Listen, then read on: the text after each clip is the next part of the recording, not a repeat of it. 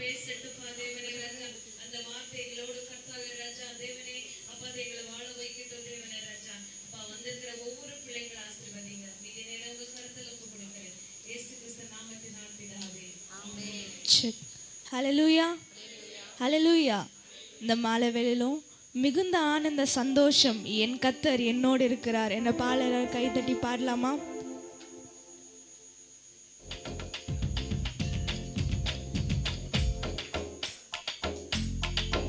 எல்லாரும் இசைக்கேற்றவாறு உற்சாகமா கரங்களை தட்டலாமா? இந்த புது வருஷத்துல சிறந்த மோதோட கைகளை தட்டி பாடலாமா?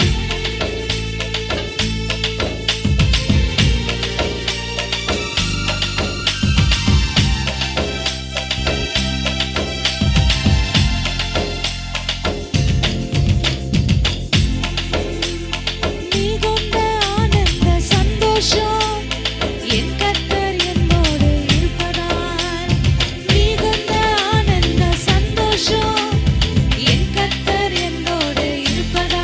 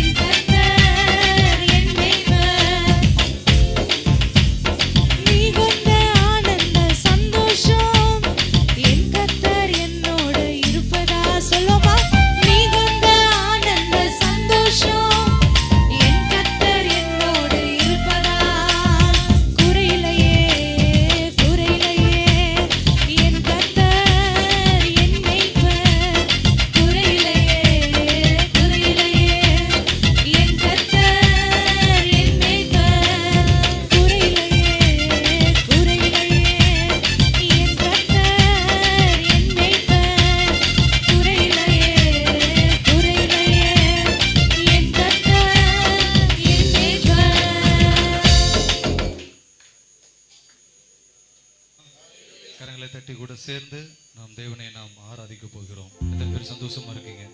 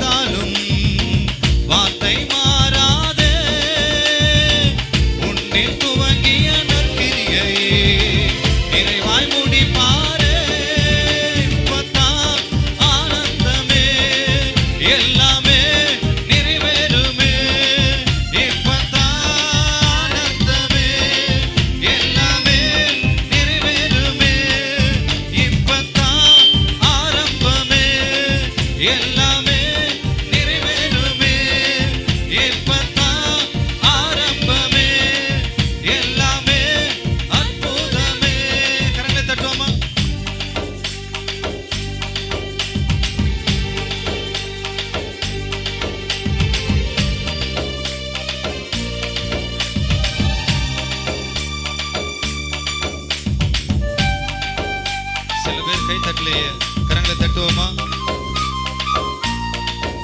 எல்லாரும் கரங்களை தட்டி கூட சேர்ந்து உற்சாகத்தோடு கூட பாடுவோம்.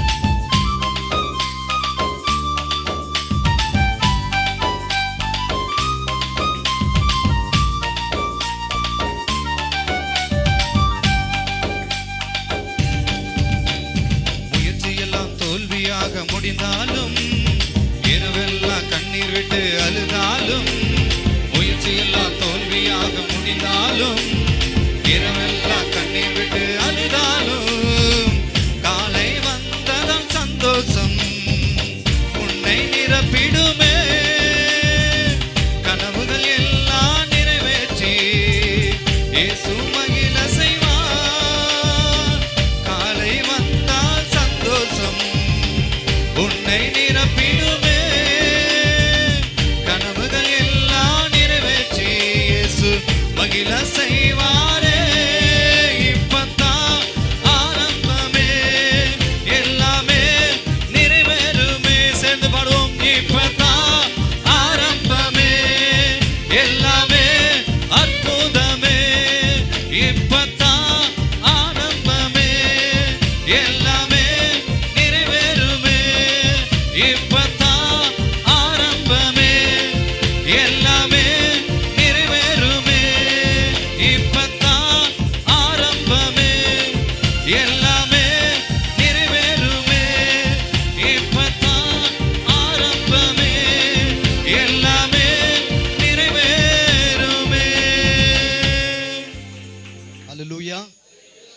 பேர் சந்தோஷமா இருக்கீங்க? கர்த்தர் நல்லவர். இந்த வருஷத்தினுடைய முதல் நாளிலே நம்ம ஆண்டவருடைய சமூகத்துக்கு வந்திருக்கிறோம். ஆண்டவர் கொடுத்த மகா பரிதான கிருபை. ஆமென். இந்த நாளில நீங்க என்னென்ன காரியங்கள் எல்லாம் ஆண்டவர்கிட்ட சில தீர்மானங்கள் எடுத்து, சில காரியங்களை தேவனோட நல்மனம் பொருந்தி, சில காரியங்களை கர்த்தருக்கு ஒப்புவித்து நீங்க ஜெபிக்கிறீங்களோ, வருகிற நாட்களிலே அதனுடைய மேன்மையை இந்த வருஷம் முழுவதும் கர்த்தர் நமக்கு தருவார். ஆமென். எப்பவுமே நம்ம எடுக்கிற தீர்மானங்கள்ல இந்த முதல் நாள் முக்கியம். நம்ம எடுக்கிற தீர்மானங்கள்ல இந்த முதல் நாள் முக்கியம். நம்ம எடுக்கிற தீர்மானத்தை இந்த முதல் நாளிலே நம்ம அதை நிறைவேற்றுவதற்கு நம்மளை விட்டு கொடுப்போம்னு சொன்னா அது பெரிய காரியத்தை கர்த்தர் செய்வார். ஆமென். அல்லேலூயா. நம்மளோட ஒரு பாட்டு நம்ம கொஞ்ச நாளுக்கு முன்னாடி ரிலீஸ் பண்ணோம். புத்தாண்டு சந்தோஷமாய் புத்தாடை அணிந்திடுவோம், புது ஆண்டு சந்தோஷமாய் துதியாடை அணிந்திடுவோம் அப்படின்னு ஒரு பாட்டு நம்ம கடந்த நாட்களில் நம்ம இயற்றி அதை நல்ல இசையமைத்து அதை ரிலீஸ் பண்ணோம். அந்த பாடலை ஒரு சரண் நம்ம பாட போகிறோம், ஒரு பாடலாகவே பாட போகிறோம். ஏன்னா நம்ம எல்லாம் சேர்ந்து நல்ல கரங்களை தட்டி உற்சாகத்தோட 5 மேஜர் ஹல்லேலூயா ஹல்லேலூயா. புத்தாண்டு சந்தோஷமாய் புத்தாடை அணிந்திடுவோம். சொல்லுங்க பார்க்கலாம். புத்தாடை அணிந்திடுவோம், துதியாடை அணிந்திடுவோம். சத்தமா சொல்ல மாட்டேங்கிறீங்களே, சத்தமா சொல்லுங்க. ஆமென். ஹல்லேலூயா. கர்த்தர் நல்லவர். ஆமென். சேர்ந்து பாடலாமா? ஹல்லேலூயா.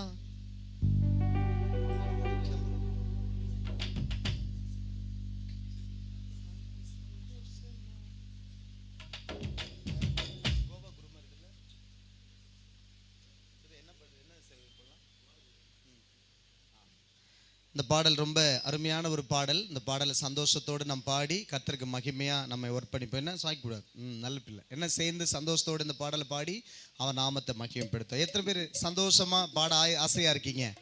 நான் சொன்னது போல இந்த நாள் முதல் நாளா இருக்கனால இந்த முதல் நாள் நம்ம என்ன சொல்றோம், என்ன தீர்மானம் எடுக்கிறோம், என்ன ஜெபிக்கிறோம், என்ன வாஞ்சிக்கிறோமோ அது இந்த வருஷம் முழுவதும் அது கடந்து போகும். இன்னைக்கு ஜெபம், இன்னைக்கு காரியம், நாளைக்கு. கரங்களை தட்டுங்க பார்க்கலாம். வாலிபர்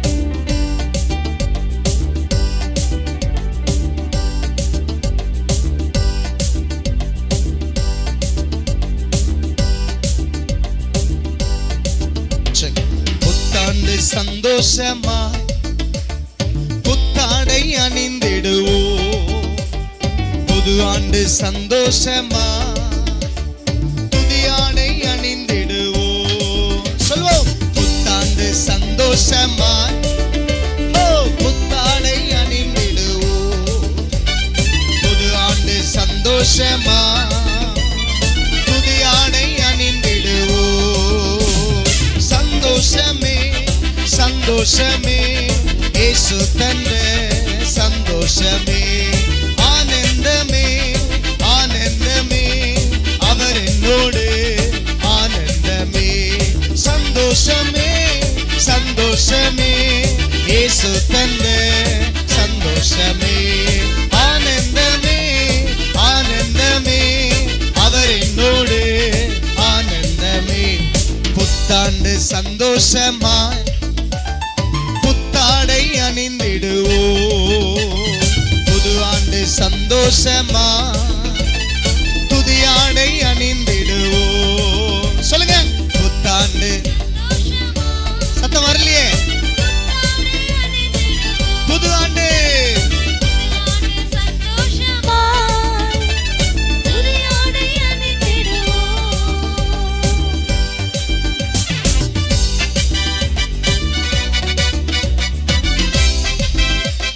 கடந்த ஆண்டை விட அதிகமாய் ஜெபித்திடுவோம். ஆமென் சொல்லுங்க.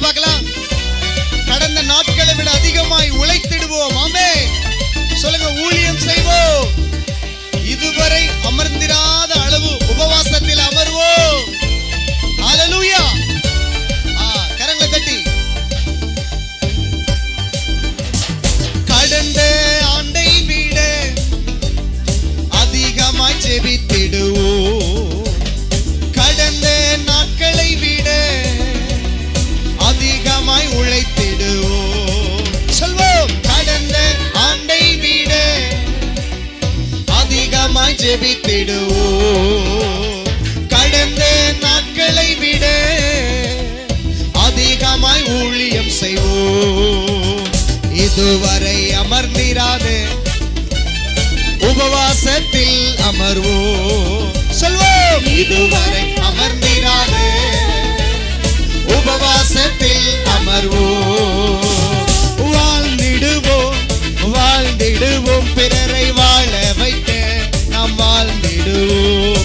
வாழ்ந்திடுவோம், நாம் வாழ்ந்திடுவோம், வாழ வைக்க பிறர் வாழ்ந்திடுவோம். புத்தாண்டு சந்தோஷமா புத்தாடை அணிந்திடுவோம். ஆமென். புது ஆண்டு சந்தோஷம். Happy new year. சொல்லுவோம் சொல்லுவோம், புத்தாண்டு சந்தோஷமா. Wish happy new year. புது ஆண்டு சந்தோஷமா புதிய ஆடை அணிந்திடுவோம்.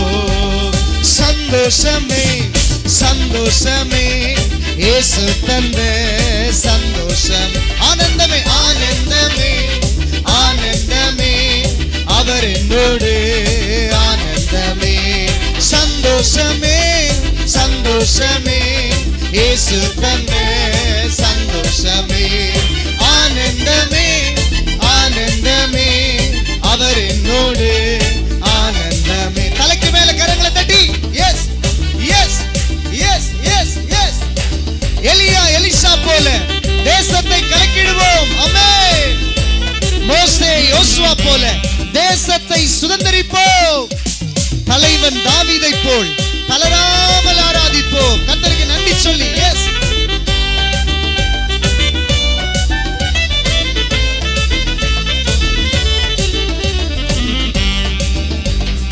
எலியா எலிசா போல தேசத்தை கலக்கிடுவோம். மோசே யோசுவா போல தேசத்தை சுதந்தரிப்போம். ஆமென் ஆமென் ஆமென். எலியா எலிசா போல தேசத்தை கலக்கிடுவோம். மோசே யோசுவா போல தேசத்தை சுதந்தரிப்போம். தலைவன் தாவீதை போல் தளராமல் ஆராதிப்போம். ஆமென். தலைவன் தாவீதை போல் தளராமல் ஆராதிப்போம். ஆராதிப்போம் ஆராதிப்போம், பிறரை ஆயத்தமாக்கிட ஆராதிப்போம். ஆமென். ஆராதிப்போம் ஆராதிப்போம், பிறரை ஆயத்தமாக்கிட ஆராதிப்போம். சந்தோஷமா சந்தோஷமா புத்தாடை அணிந்திடுவோம். Wish happy new year. புத்தாண்டு சந்தோஷமா புதிய ஆடை அணிந்திடுவோம். சொல்வோம், புத்தாண்டு சந்தோஷமா புத்தாடை அணிந்திடுவோம். ஆமென் ஆமென் ஆமென். புது ஆண்டு சந்தோஷமா புதிய ஆடை அணிந்திடுவோம். சந்தோஷமே சந்தோஷமே இயேசு தந்த சந்தோஷம். ஆனந்தமே ஆனந்தமே ஆனந்தமே அவர் என்னோடு. சின்ன பிள்ளைங்களை கையை தட்டி சொல்லுங்க, சந்தோஷமே சந்தோஷமே இயேசு தந்த சந்தோஷமே. ஆனந்தமே ஆனந்தமே அவர் என்னோடு. ஆனந்தமே. எஸ்.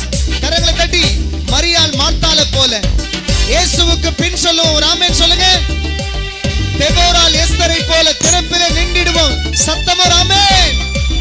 யோசேப்பின் மரியாளை போல் இயேசுவை சுமந்திடுவோம். ஆமென் சொல்லுங்க. எஸ். நாம் சுமந்திடுவோம் சுமந்திடுவோம். சிலுவை சுமந்தவரை அனுதினமும் நாம் சுமந்திடுவோம். கரங்களை தட்டி எஸ். சத்தம் குறைஞ்சிருச்ச, கைத்தட்டு சத்தம். இசையை விட கைத்தட்டு சத்தம் வரணும். ஆமென். Yes yes. மரியாள் மார்த்தாள் போல இயேசுவுக்கு பின் செல்லுவோம். தெபோரால் எஸ்தரை போல திறப்பிலே நின்றிடுவோம். சொல்லுங்க, மரியாள் மார்த்தாள் போல இயேசுவுக்கு பின் செல்லுவோம்.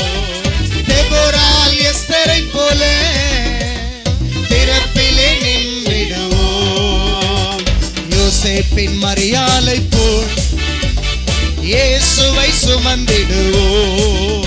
ஆமென். யோசேப்பின் மரியாளை போல் இயேசுவை சுமந்திடுவோம்.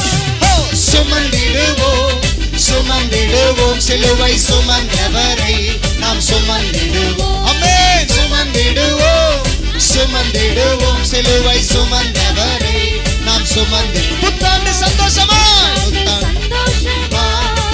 ஆமென். புத்தாடை அணிந்திடுவோம்.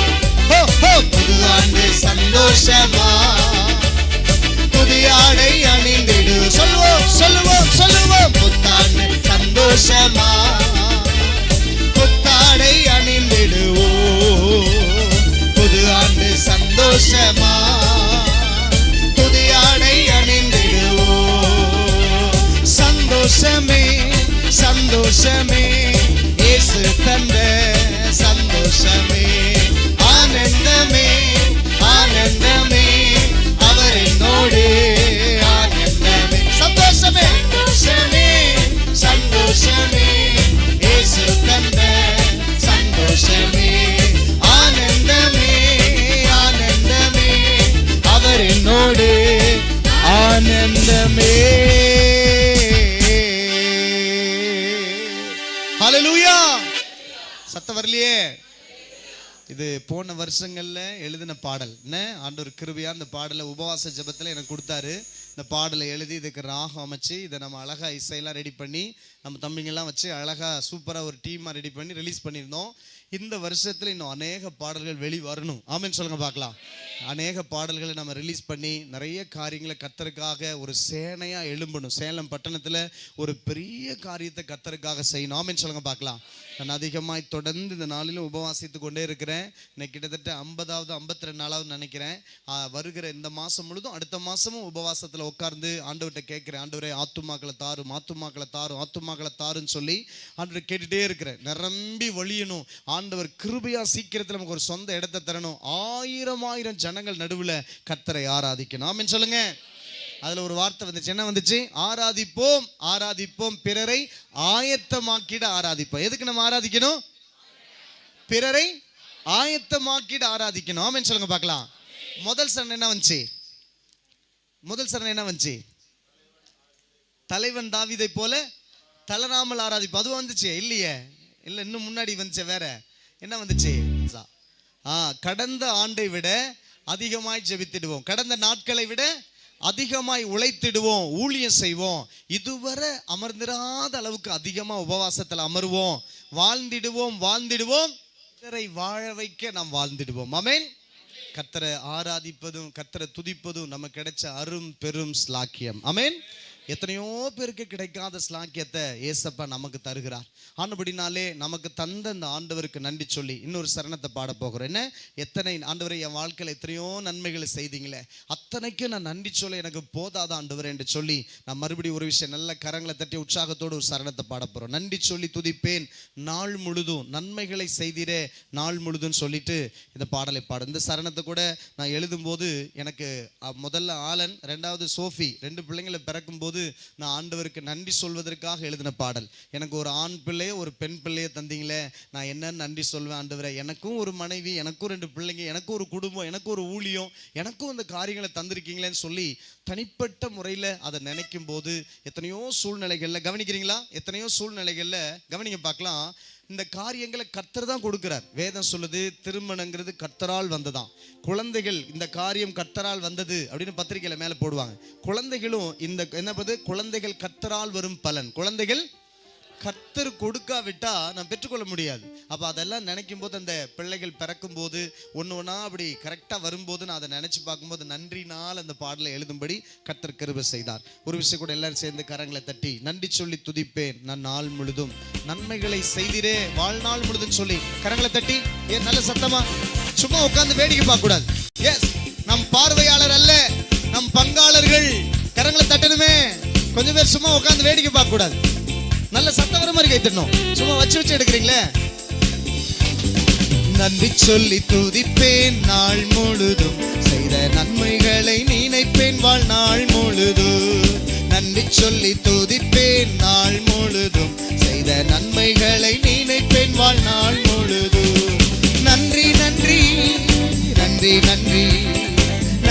நன்றி நன்றி நன்றி நன்றி நன்றி நன்றி நன்றி நன்றி நன்றி நன்றி நன்றி நன்றி நன்றி நன்றி சொல்லுங்க நன்றி நன்றி நன்றி நன்றி நன்றி சொல்லி துதிப்பேன் நாள் முழுதும் செய்த நன்மைகளை நினைப்பேன் வாழ்நாள் முழுதும் நன்றி சொல்லி துதிப்பேன் நாள் முழுதும் செய்த நன்மைகளை நினைப்பேன் வாழ்நாள் முழுதும் தலைக்கு மேல கரங்களை தட்டி சும்மா இருக்க கூடாது நல்ல கையை தட்டி தலைக்கு மேல கொஞ்சம் பேர் கையை காணுமே பின்னாடிக்கு உங்க கையெல்லாம் பின்னாடி காணுமே நல்ல சத்தமா எஸ்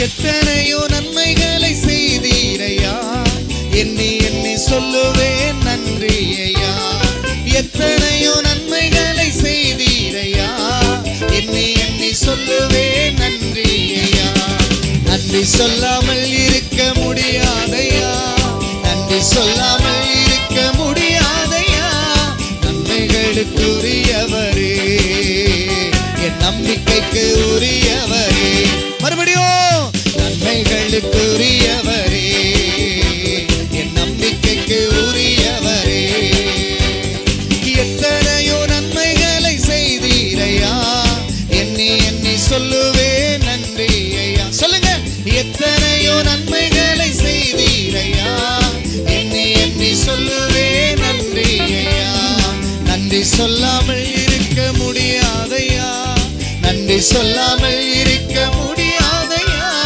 நன்மைகளுக்குரியவரே என் நம்பிக்கைக்கு உரியவரே சொல்லுங்க சொல்லுங்க சொல்லுங்க நன்மைகளுக்குரியவரே அம்மே நாமே நாமே நம்பிக்கைக்கு உரியவரே நன்றி நன்றி நன்றி நன்றி நன்றி நன்றி நன்றி நன்றி சொல்லுவோம் நன்றி நன்றி நன்றி நன்றி நன்றி நன்றி நன்றி நன்றி நன்றி சொல்லி துதிப்பேன் நாள் முழுதும் செய்த நன்மைகளை நினைப்பேன் வாழ்நாள் முழுதும் நன்றி சொல்லி துதிப்பேன் நாள் முழுதும் செய்த நன்மைகளை நினைப்பேன் வாழ்நாள் முழுதும் கரங்களை தட்டி உற்சாகமா எஸ் எஸ்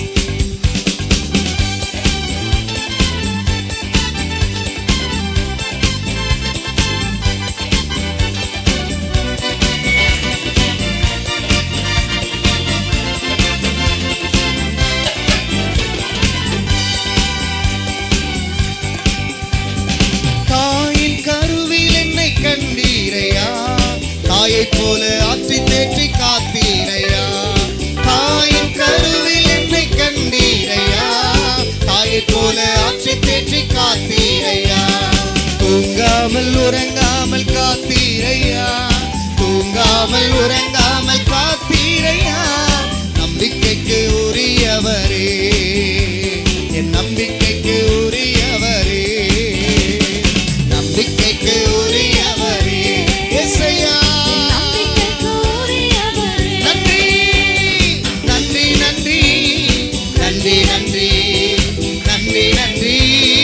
நன்றி நன்றி நன்றி நன்றி நன்றி நன்றி நன்றி நன்றி நன்றி நன்றி நன்றி நன்றி சொல்லி துதிப்பேன் நாள் முழுதும் செய்த நன்மைகளை நினைப்பேன் வாழ்நாள் முழுதும் இயேசுவே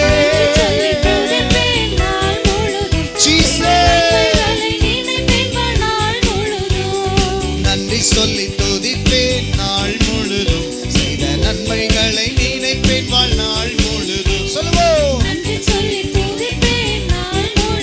அம்மே ஏசையா ஏசையா ஏசையா ஏசையா சொல்லுங்க ஏசையா ஏசையா ஏசையா ஏசையா என்னோடு பேசையா பேசுமையா பேசுமையா பேசுமையா பேசுமையா பேசுமையா பேசுமையா என்னோடு பேசுமையா கைத்தாளத்தோடு இந்த முதல் நாள் நல்ல ஆண்டு வேதம் சொல்லுது, உன் முழு பலத்தோட, உன் முழு இருதயத்தோட, உன் முழு ஆத்துமாவோட தேவனை நீ ஆராதிப்பாயாக, தேவனை தொழுது கொள்வாயாக வேதம் சொல்லுது. நம் முழு பலத்தோட, முழு அன்போட, முழு தாகத்தோட கர்த்தருக்கு நன்றி செலுத்த கடமைப்பட்டிருக்கிறோம். ஆமென் சொல்லுங்க. அவர் நன்மைக்கு உரியவர். ஆமென். அவர் நம்பிக்கைக்கு உரியவர். ஆமென். கிருபையாய் நம்மை நடத்துகிறவர். ஹல்லேலூயா. நம்ம மேலுமே ஆச்சரியப்படுற இந்த பாடலை எழுதும் போது சோஃபி பிறந்த சமயத்தில் எழுதினேன். இப்போ இது வளர்ந்து இதுவும் என் கூட சேர்ந்து பாடுது. என்ன அது உண்மையிலுமே இந்த பாடலுடைய வரிகள் இந்த பிள்ளைங்க எழுதுனதுக்கு தான் ஆண்டவர் கொடுத்தார் இந்த பாட்டை. எத்தனையோ நன்மைகளை செய்திரையா, எனக்கு நன்றி சொல்லாமல் இருக்க முடியாதையா, என்ன நன்மைகளுக்குரியவரே, நம்பிக்கைக்குரியவரேன்னு சொல்லி இந்த பாடல் உண்மையாலுமே எவ்வளவு ஆழமான காரியங்களை கர்த்தர் கொடுத்து நம்மை நடத்தி கொண்டே இருக்கிறார். ஆமென். ஹல்லேலூயா, ஹல்லேலூயா. அப்படியே நம்ம ஆண்டவருக்கு நன்றி சொல்ல போறோம். என்ன தேவனை அப்படியே மனதார ஆராதிக்க போகிறோம். தம்பி 4 பேஜ் கொடுங்க. ஹல்லேலூயா, ஹல்லேலூயா, ஹல்லேலூயா. ஆண்டவருடைய சமூகத்தில் இருப்பது எத்தனை பேருக்கு சந்தோஷம்? எத்தனை பேருக்கு இது பேரின்பம்? ஹல்லேலூயா. அப்படியே ஆண்டவருடைய சமூகத்தில், ஆண்டவரே உங்க சமூகத்தில் இருப்பது எனக்கு ஆனந்தம், உங்க சமூகத்தில் இருப்பது எனக்கு பேரின்பம், உங்க சமூகத்தில் இருப்பது எனக்கு ஒரு பெரிய மகிழ்ச்சி. ஆண்டவரே எத்தனை பேர் இப்படி சொல்ல முடியும்? உங்க சமூகத்தில் இருப்பது எனக்கு ஆறுதல், உங்க சமூகத்தில் இருப்பது எனக்கு ஆசீர்வாதம், உங்க சமூகத்தில் இருப்பது எத்தனை பேரின்பம். ஆண்டவரே நன்றி ஆண்டவரே, நன்றி ஆண்டவரே, நன்றி ஆண்டவரே, நன்றி ஆண்டவரே. ஆனந்தம் பேரானந்தம் என் அருள்நாதர் சமூகத்திலே. சொல்வீங்களா? ஆனந்தம் பேரானந்தம் என் அருள்நாதர் சமூகத்திலே. போராடும் என் நெஞ்சமே புகழிடம் மறந்தாயோ. இந்த முதல் நாளில அமர்ந்து கொண்டு இந்த வருஷம் எப்படி இருக்கும், என்னவாகும் சொல்லி ஒருவேளை கலங்கி இருக்கலாம். ஆனால் கர்த்தர் உன்னோடு இருக்கிறார். கர்த்தர் உன்னோடு இருக்கிறார். அவர் இறுதி பரியந்தம், மரண பரியந்தம் நம்மை நடத்தி நம்முடைய தலைமுறைக்கும் கர்த்தர் நமக்கு வாக்கு பண்ணுகிற தேவனாய் இருக்கிறார். நம்மோடு அவர் வாக்கு பண்ணி நம்முடைய தலைமுறை காப்பாற்றுகிற தேவன். விசுவாசிக்கிறவங்க வலது கரத்தை உயர்த்தி ஆண்டவருக்கு நன்றி சொல்லி பரிசுத்தரே.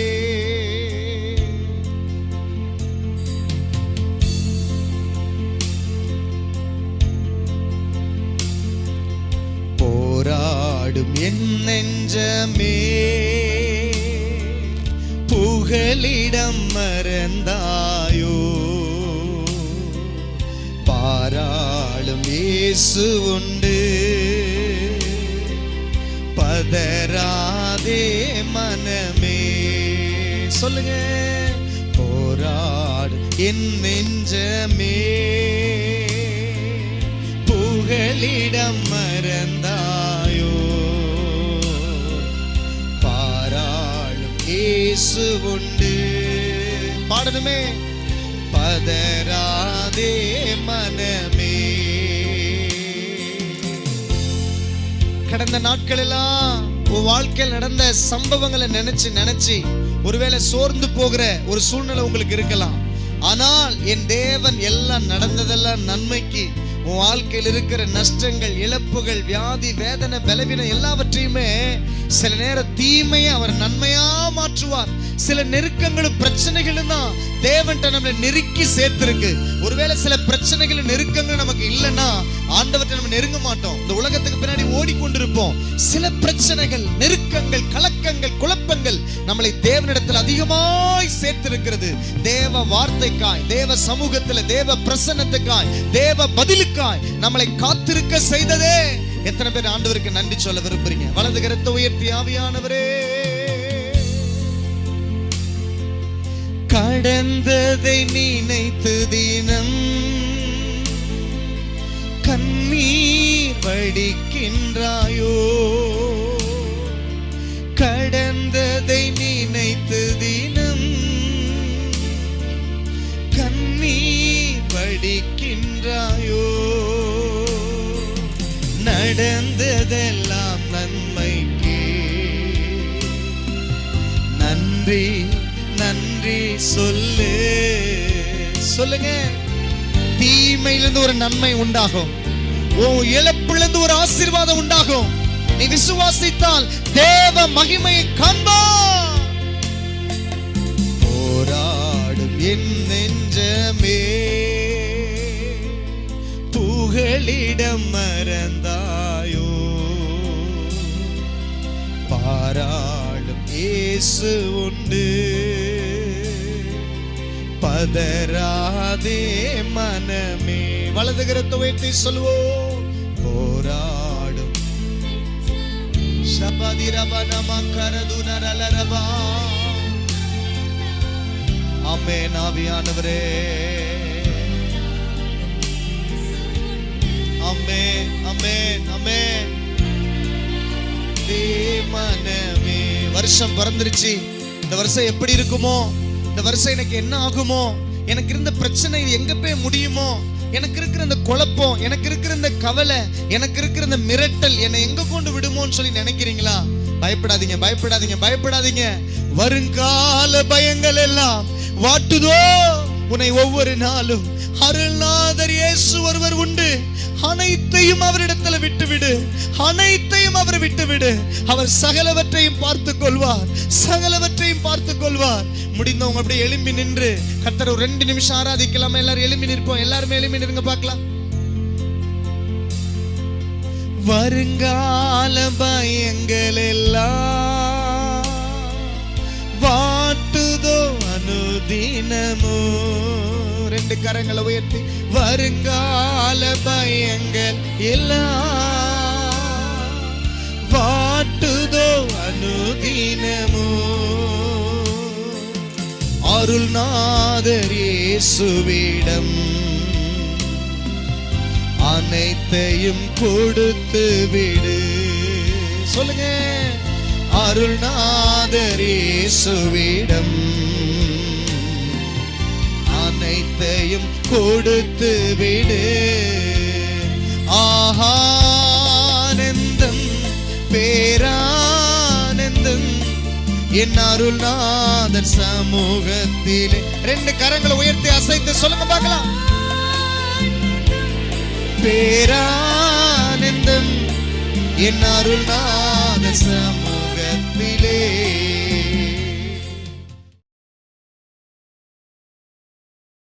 Praise the Lord. கர்த்தர் நல்லவர். எத்தனை பேர் சந்தோஷமா இருக்கீங்க? Very good. எல்லாம் புது ட்ரெஸ் போட்டிருக்கீங்க. எல்லாரும் புது வருஷத்துக்கான ஒரு புத்துணர்ச்சியோடு இருக்கீங்க நான் விசுவாசிக்கிறேன். அப்படிதானா? Very good. உங்களை எல்லாரையும் இருதயத்தின் ஆழத்திலேருந்து நான் வாழ்த்துக்கிறேன். நீங்கள் எல்லாரும் இந்த நேரத்தை பார்க்காம நீங்கள் பஸ்ஸை பிடிச்சி வண்டி எடுத்து குளிச்சு ரெடியாகி எல்லாம் ஆயத்தமாகி வந்திருக்கீங்க. உங்களை பார்க்கும்போது ரொம்ப சந்தோஷமாக இருக்குது. கர்த்தர் நல்லவர். எல்லாரும் மனமகிழ்ச்சியாக இருப்பீங்க நான் விசுவாசிக்கிறேன். இந்த நாள் ஒரு விசேஷித்த நாள். ஆமென். ஆண்டவர் இந்த நாளில் முழு பலத்தோட, முழு மனதோட, முழு ஆத்துமாவோட தேவனை நம்ம ஆராதித்தோம். அதே போல் தேவனுடைய வார்த்தையும் கேட்க போகிறோம். ஆமென் சொல்லுங்க பார்க்கலாம். தேவனுடைய வார்த்தை ரொம்ப முக்கியம். ஆமென்.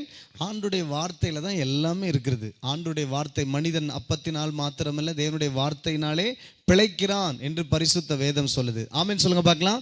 ஹல்லேலூயா. கவனிங்க பார்க்கலாம்.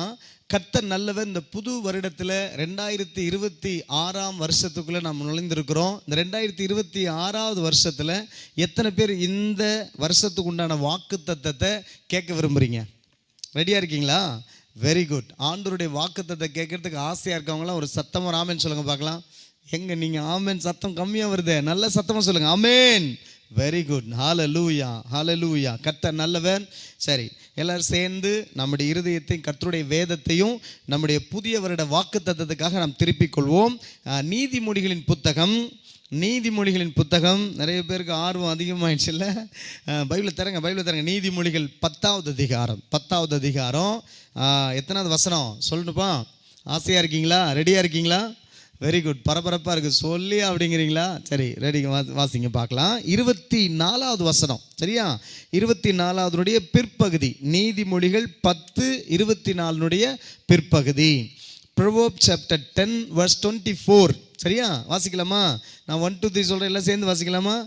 1 2 2. Very good. வாசிக்கலாமா? சரி, நான் சொல்கிறேன், நானே வாசிக்கிறேன்னு. நீதிமான் விரும்புகிற காரியம் அவனுக்கு கொடுக்கப்படும். நல்லா தலைக்கு மேல 2 கரங்களை தட்டி, சத்தம் வரலையே, நல்லா கையை தட்டி இந்த வருஷத்தினுடைய முதல் நாளில தேவனுடைய முதல் வார்த்தை பெற்றுக்கொள்ளுங்க. கையை தட்டி நல்லா சந்தோஷம் பெற்றுக்கொள்வோமா? எஸ், நீதிமான் விரும்புகிற காரியம் அவனுக்கு கொடுக்கப்படும். கையை பிடிச்சு பக்கத்துல சொல்லுங்க பார்க்கலாம். நீதிமான் விரும்புகிற காரியம் அவனுக்கு கொடுக்கப்படும். நீதிமானாகிய உங்களுக்கு நீங்க விரும்புகிற காரியம் உங்களுக்கு கொடுக்கப்படும். சொல்லுங்க, நீங்க விரும்புகிற காரியம் உங்களுக்கு கொடுக்கப்படுமா? கையை தோடு சொல்லுங்க. யாராவது சொல்லனா கூப்பிடுங்க, நான் வந்து சொல்றேன். யாராவது சொல்லாம விட்டுருக்காங்களா? சொல்லுங்க. பின்னாடி சொல்லுங்க பார்க்கலாம். Very good. கர்த்தர் நல்லவர். ஒரு ஆமென் சொல்லுங்க பார்க்கலாம். ஹalleluya. சரி, கவனிங்க பார்க்கலாம்.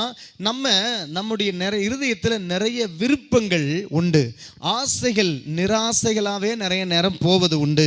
நீங்கள் 2025 வரைக்கும் சில காரியங்களை நீங்கள் மனசில் வச்சுக்கிட்டு இருந்திருக்கலாம். சில விருப்பங்கள் எல்லாம் இருந்திருக்கலாம். ஆண்டவர் சொல்கிறாரு, நீ விரும்புகிற காரியம் உனக்கு கொடுக்கப்படும் சொல்கிறார். நம்ம விரும்புகிற காரியம் நன்மையானதாக இருக்கணும், தேவனுக்கு பிரியமானதாக இருக்கணும், தேவனுடைய சித்தத்தின்படி கேட்கணும். சரியா? கண்ணா அப்படின்னு எதை கேட்கறது இல்லை. இன்னைக்கு புது வருஷம் நல்ல விஷயத்தை தான் நீங்க மனசுல விரும்புவீங்க, நான் விசுவாசிக்கிறேன்.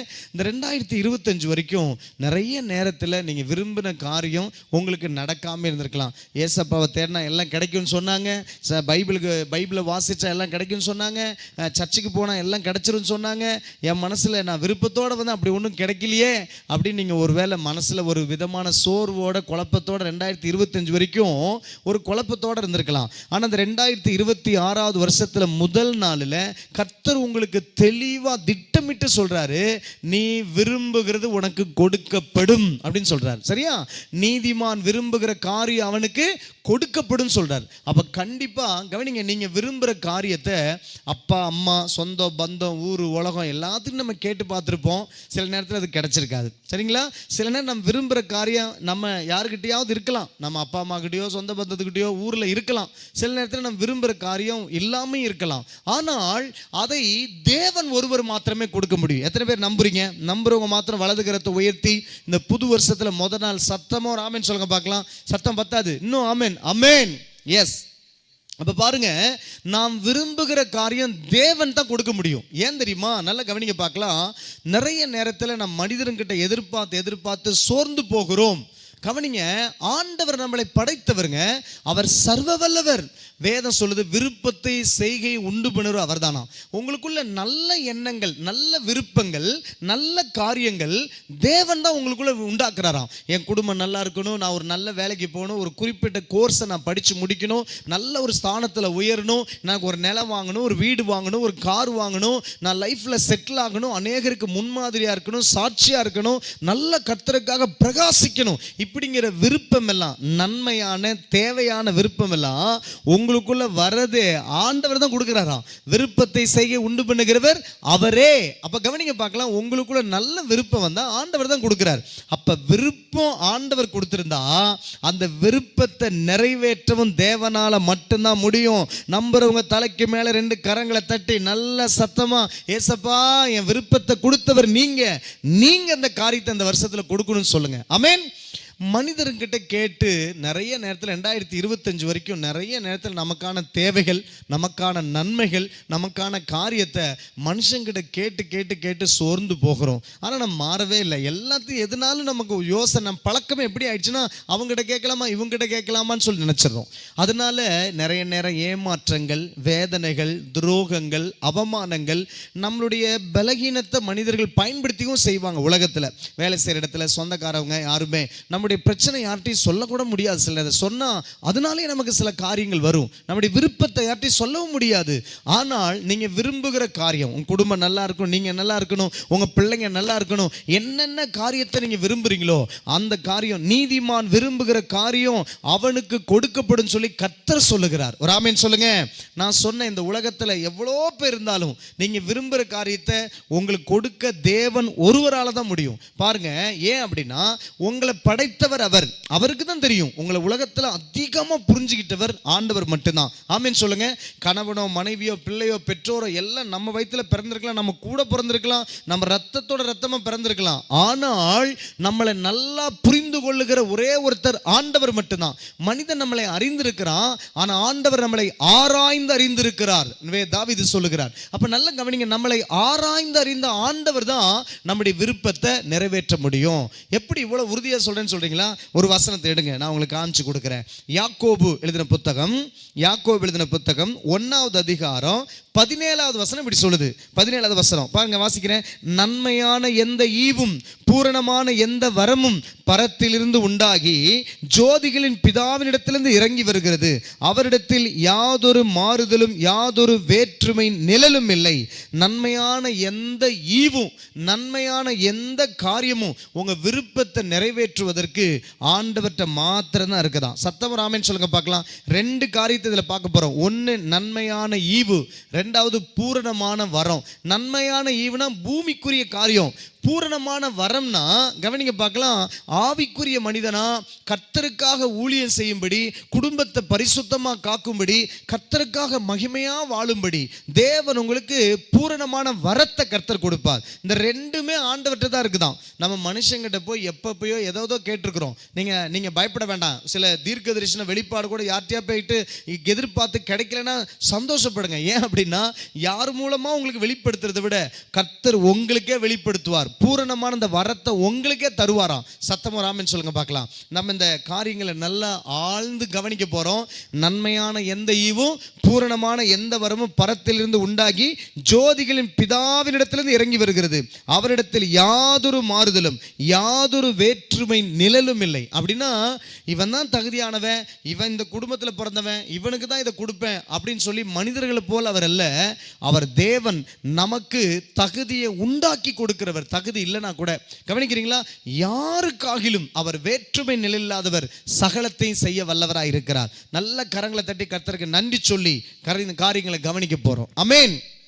உங்களுக்கு இன்னது தேவை என்பதை அவர் அறிந்திருக்கிறார். நீங்க அவர்கிட்ட போய் கேட்டீங்கன்னா அவர் உங்களுக்கு நன்மையான ஈவ, உங்களுக்கு நல்ல ஃப்ரெண்ட, ஒரு நல்ல கவனிக்க பார்க்கலாம், நல்ல வாழ்க்கை துணைய, உங்களுக்கு ஒரு நல்ல எந்த ஒரு காரியத்தையும் அவர் தான் உங்களுக்கு கொடுக்க முடியும். அநேக நேரத்தில் அவர்கிட்ட ஆலோசனை கேட்காம நம்முடைய அறிவை வச்சு ஞானத்தை வச்சு நம்ம என்ன பண்றோம், மற்றவங்ககிட்ட கேட்டுறோம். கவனிக்கிறீங்களா? என்ன பண்றோம், மற்றவங்கிட்ட கேட்டுறோம். அப்படி கேட்கும்போது கவனிக்க பார்க்கலாம், மற்ற யாருக்கிட்டையும் நம்ம கேட்கும்போது என்ன ஆயிடுதுன்னா, அவங்க அந்த காரியத்தை சில நேரம் செய்ய முடியும், சில நேரத்தில் அதை தவறாய் பயன்படுத்தி நம்மளை தவறான பாதைக்கு அழைச்சு செல்லுவாங்க. சில நேரத்தில் ஆரம்பம் நல்லா இருக்கும், போக போக அது ரணமான வேதனையா ஏமாற்றமான துரோகமாகவும் மாறி போயிடும். அநேக நேரங்கள் இதனால நம்ம பாதிக்கப்பட்டிருக்கிறோம். இந்த 2026 கர்த்தர் சொல்லுகிறார், நீ எதிர்பார்க்கிற காரியத்தை என்னிடத்துல கேளு. உன் வாழ்க்கை முழுவதும் நீ ஆணா பிறக்கணுமா பெண்ணா பிறக்கணுமா நான் தான் தீர்மானிச்சேன். ஒவ்வொரு நாளும் நீ வளருவத, நீ அறிவில் வளருவத, படிப்புல வளருவத, கவனிக்கிறீங்களா, ஆரோக்கியத்துல வளருவத நான் தான் திட்டமிட்டு இருக்கிறேன். அப்படி இருக்கும்போது என்னிடத்துல நீ கேட்கும்போது உனக்கு சரியானதை நான் உனக்கு தருவேன்னு சொல்லுகிறார். ஒரு ஆமென் சொல்லுவீங்களா? சத்தமா சொல்லுங்க பார்க்கலாம். நான் உனக்கு தருவேன்னு சொல்லுகிறார். அதுல இன்னைக்கு வேதம் நமக்கு இன்னைக்கு வாக்குத்தத்தம் என்ன? இந்த 2026 வாக்குத்தத்தம் என்ன? நீதிமான் விரும்புகிறது அவனுக்கு கொடுக்கப்படும். ஒரு ஆமென் சொல்லுங்க. சத்தம் வர மாட்டேங்குது. ஹல்லேலூயா. நீதிமான் விரும்புகிறது அவனுக்கு கொடுக்கப்படும் வேதம் சொல்லுகிறது. அப்ப நம்ம விரும்புகிறதே கர்த்தர் தான் நமக்கு கொடுக்க முடியும். அநேக நேரத்தில் மனிதர்கிட்ட எதிர்பார்க்கும் போது நிறைய தவறான காரியங்களை நம்ம மாட்டிக்கிறோம். கவனிங்க பார்க்கலாம். நான் நிறைய வாலிப பிள்ளைங்க இருக்கீங்க, நான் உங்களுக்கு சொல்றேன், இந்த வாலிப பிராயத்தில் உன் சிருஷ்டிகரை நினைன்னு பரிசுத்த வேதம் சொல்லுகிறது. உன் தேவைகளுக்காக, உன் எதிர்பார்ப்புகளுக்காக, உன்னுள்ள ஏற்படுகிற விருப்பங்களுக்காக தேவனிடத்தில் கேளு. அவர் தான் உனக்கு ஒரு நல்ல நண்பர். ஒரு ஆமென் சொல்லுங்க. உன்னுடைய ரகசிய நண்பர்னு சொல்லுவாங்க பாத்தீங்களா, அது மாதிரி நீங்க ரகசிய சிநேகிதன் சொல்லுவாங்க. ஆண்டவர்கிட்ட நீங்க மனம் திறந்து சொல்லலாம். ஆண்டவரே, எனக்கு இந்த குறிப்பிட்ட காரியத்துல வேதனையா இருக்குது, இந்த குறிப்பிட்ட காரியத்துல நான் சோர்ந்து போறேன், இந்த குறிப்பிட்ட காரியத்துல நான் ஒரு ஆறுதல் இல்லாம இருக்கிறேன், இந்த குறிப்பிட்ட விஷயத்துல நான் ஒரு தனிமையா இருக்கிறேன். ஆண்டவரே, எனக்கு பலனை தாங்க, எனக்கு ஒரு நல்ல வாழ்க்கை துணையை தாங்கன்னு சொல்லி ஆண்டவர்கிட்ட கேட்பீங்கன்னா, ஆண்டவர் உங்களுக்கு உங்களை படைத்தவர், சிருஷ்டித்தவர், இன்னது உங்களுக்கு தேவை என்பதை அறிந்திருக்கிறவர், அவர் உங்களுக்கு சரியானதை செய்வார். ஆமென். பின்னாடி இருக்கவங்க ஆமென் சொல்லுங்க பார்க்கலாம். ஆமென். ஆமா, ஆண்டவர் தான் உங்களுக்கு தருவார். ஆனா அநேக நேரத்துல இந்த உலகத்துல இருக்கிற காரியங்களை போய் பாருங்க. இந்த உலகத்துல தவறான காரியத்துல உலகம் சிக்கி கொள்ளுது, அப்படிதானா? இன்னைக்கு பாருங்க, இந்த வருஷத்துல இந்த 2026 முதல் நாள்லயே நியூஸ் பேப்பரை திறந்து பார்த்தா பயமா இருக்கு. ஏன் அப்படின்னா, முதல் நாள்லயே சில பிரச்சனை நிமித்தம் கோர்ட்டுக்கு போனவங்க, ஜெயிலுக்கு போனவங்க, போக்சோ சட்டத்துல பாதிக்கப்பட்டவங்க அப்படிங்கிறவங்கள பாக்குறோம். இங்க நம்ம சேலத்துல கூட யாரோ 87 வயது ஒரு வயது தாத்தா, அவர் வந்து பாத்தீங்கன்னா அவங்க வீட்டுல தன்னுடைய மகள் வழியில வந்த ஒரு பேத்திய அவரை தவறா கையாண்டு அது நிமித்தம் போக்சோ சட்டத்துல கைது பண்ணுவதற்கு தேடிட்டு இருக்கிறாங்க. இந்த உலகம் பாருங்க, மனிதனுடைய வயசு தான் வந்து தகப்பன வெளியில் தோற்றத்துக்கு தான் வயசே தவிர மனசுக்கு வயசு கிடையாது. அப்படி இருக்கும்போது அதை கட்டுப்படுத்தி அதை சரியான முறையில் அதுக்கு தேவையான காரியத்தை கொடுக்க தேவனாலே மாத்திரமே முடியும். நீங்க இந்த உலகத்தோட சின்ன சின்ன காரியத்துக்கு இடம் கொடுப்பீங்கன்னா அது கொண்டு போய் எங்கேயோ விட்டுரும். இந்த உலகத்துல நிறைய நேரத்துல நம்ம எதிர்பார்க்கிற எந்த ஒரு காரியத்தையும் தேவனிடத்துல எதிர்பார்க்காம உலகத்துல மனிதருங்க கிட்ட எதிர்பார்க்கும் போது உங்க வாழ்க்கையில பிசாசு அதை கையாண்டு எங்கேயோ கொண்டு விட்டுருவான். தயவு செய்து ரொம்ப ஜாக்கிரதையா இருக்கணும். கடந்த வாரங்கள்ல நான் ஒரு சின்ன ஒரு சம்பவத்தை நான் கேட்டு ரொம்ப ஆடி போனேன். பாருங்க, இது வந்து நம்முடைய அண்டை மாநிலங்கள்ல, நம்ம ஊர்ல இல்ல, அண்டை மாநிலத்தில் நடந்த ஒரு சம்பவம். ஒரு அரசாங்க உத்தியோகம் செய்கிற ஒரு பெண்மணி, அவங்க நல்ல குடும்பத்தை சேர்ந்தவங்க, அவங்களுடைய கணவர் நல்ல வேலையில் இருக்கிறாரு. அவங்களுக்கு +2 படிக்கிற ஒரு வாலிப பையன் இருக்கிறான். அவங்க குடும்பம் அவங்களுக்கு அப்படிலாம் இருந்தாலும் இந்த சகோதரி நல்லா இருப்பாங்களாம். அவங்க இருக்கும்போது பார்த்தீங்கன்னா அவங்க தோற்றமும் நல்ல ஒரு இளமையா இருப்பதனால சக ஊழியர் அவர் கூட வேலை செய்யறவங்க அந்த சிஸ்டர் மேல ஒரு பொசஸா இருந்திருக்கிறாங்க. அப்ப பார்த்தீங்கன்னா அவங்க மேல எப்பயுமே ஒரு அட்ராக்டா அவங்க கிட்ட வாலண்டியா போய் பேசி அவங்கள மெதுவா வந்து சில காரியங்களை ரொம்ப உரிமை எடுத்து போய் பேசுவாராம். அப்ப ஒரே இடத்துல வேலை செய்யறதுனால பேசிதான் ஆகணும். அப்படி பேசலைன்னா அங்க போட்டி பொறாமைகள், பிரச்சனைகள், சங்கடங்கள் உருவாகும். அதனால அந்த சகோதரி ஆரம்பத்துல கொஞ்சம் பேச்சு கொடுத்துருக்காங்க. அந்த பேச்சு கொடுத்தோன்னு அவர் என்ன பண்ணிருக்கிறாரு, அதிகம் எல்லாரும் விட உரிமை அதிகம் எடுத்துக்கிட்டு அவங்க கிட்ட நெருங்கி பேசி அன்பு காமிச்சு ரொம்ப அவங்களுக்கு உதவியும் ரொம்ப வாலண்டியா ஒரு சொந்தக்காரர் மாதிரி செய்வாராம். அப்ப அந்த சகோதரிக்கு ஒரு பக்கம் அந்த உதவிலாம் தேவைப்பட்டிருக்கு. ஒரு இடத்துல வேலை செஞ்ச சிலருடைய அனுகூலங்கள் நமக்கு தேவைதானே. அப்ப பாத்தீங்கன்னா அவங்க அந்த அனுகூலத்தை பெற்றிருக்கிறாங்க. ஆனா அதே சமயத்துல அந்த அனுகூலங்களை அந்த மனுஷன் மூலமா சில உதவிகள் கிடைக்க அவங்க அந்த மனுஷன் சில காரியங்களை கேட்டுட்டே இருக்கிறான். நீங்க எங்க இருக்கீங்க, உங்க வீட்டுக்காரர் எங்க வேலை செய்யறாரு, உங்க பிள்ளை எத்தனை படிக்கிறான், உங்களுக்கு என்ன படிச்சீங்க, எந்த ஊர்ல படிச்சீங்க, எங்க இப்படிலாம் கேட்டு எல்லா தகவலும் வாங்கிட்டான். இவங்களும் சரி கூட வேலை செய்யறவன் இவ்வளவு உதவியா இருக்கிறானே, இவ்வளவு உரிமையா இருக்கானேன்னு சொல்லிட்டு அவங்களும் சில காரியங்கள் எல்லாத்தையும் சொல்லிட்டாங்க. அப்படி சொல்ல ஒரு குறிப்பிட்ட நாட்கள் வளர அவங்க ஒரு வட்டம் போட்டு அவங்கள என்ன பண்ணிட்டான்னா தான் உரிமைக்குள்ளாரையே இருக்கணும், என் கண்ட்ரோலை மீறி வெளியே போக கூடாதுங்கிறத கொண்டு வந்துட்டான். எப்படின்னா அவன் சிலர்கிட்ட பேசக்கூடாது, பேசினா லிமிட்டாக தான் பேசணும். அவங்க சொந்த கணவனை போல, சொந்த ஒரு அண்ணனை போல இவங்க மிரட்ட ஆரம்பிச்சிட்டான் அவங்கள. எப்படின்னா நீ அவங்ககிட்ட அளவுக்கு அதிகம் பேசக்கூடாது, இவங்ககிட்ட அதிகமாக நீ நின்று கேட்கக்கூடாது, அவங்களோட உட்காந்து சாப்பிடக்கூடாது, என் கூட தான் உட்காந்து சாப்பிடணும், இப்படின்னு சில காரியங்கள் எல்லாத்தையும் ரொம்ப வந்து பார்த்தீங்கன்னா அவன் உரிமையில் மிரட்ட ஆரம்பிச்சிட்டான். அப்போ ஒரு வட்டத்தை போட்டு இதுக்குள்ளே தான் இருக்கணும்னு சொல்லிட்டு ரொம்ப நெருக்கடி கொடுக்கும்போது அவங்க சுதாரிச்சுக்கிட்டாங்க. என்ன பண்ணாங்கன்னா, நல்ல கவனிங்க பார்க்கலாம், சுதாரிக்கிறாங்க. நம்ம தவறா இவங்கிட்ட கொஞ்சம் அதிக இடம் கொடுத்து ஒரு சமயம் வரும்போது என்ன பண்ணிருக்காங்கன்னா இவனை வேற மாநிலத்துக்கு டிரான்ஸ்ஃபர் பண்றாங்க.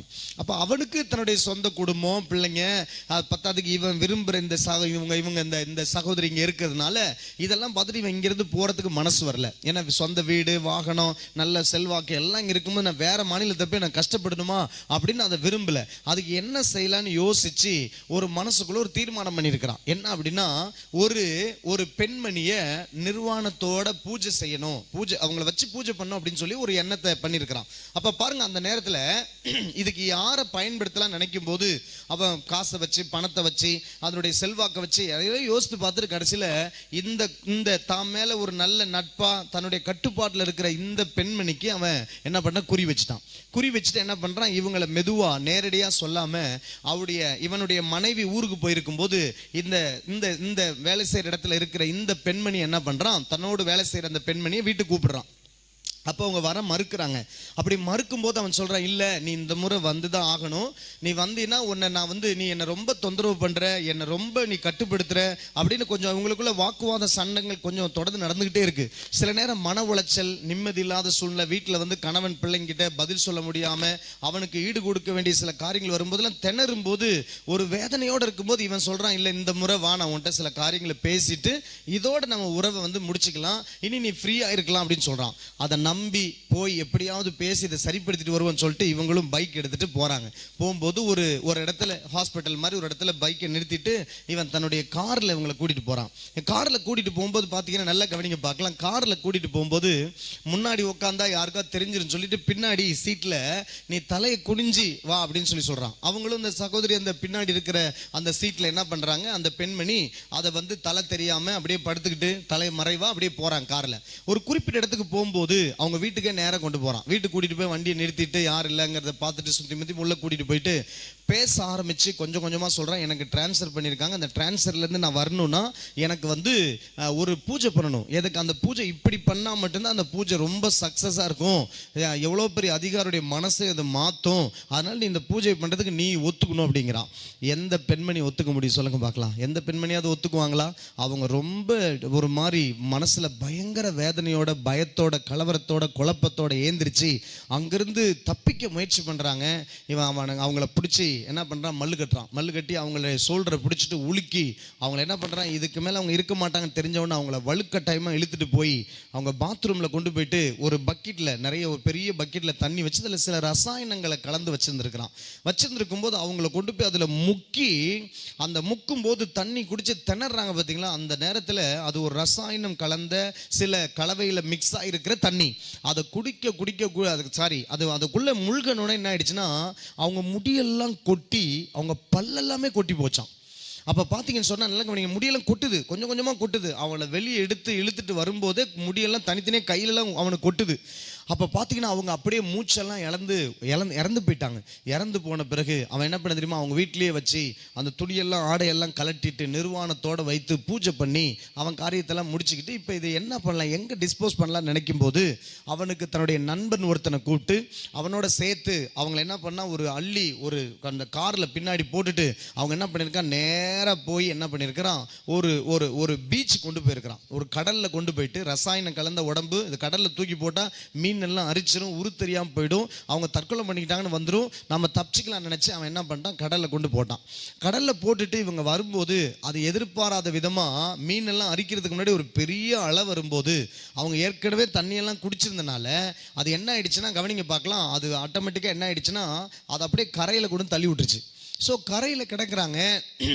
அடுத்த நாள் தன்னுடைய கணவன் வந்து பார்க்கும்போது தன்னுடைய மனைவி எதிர்பார்த்த நேரத்துக்கு வரல.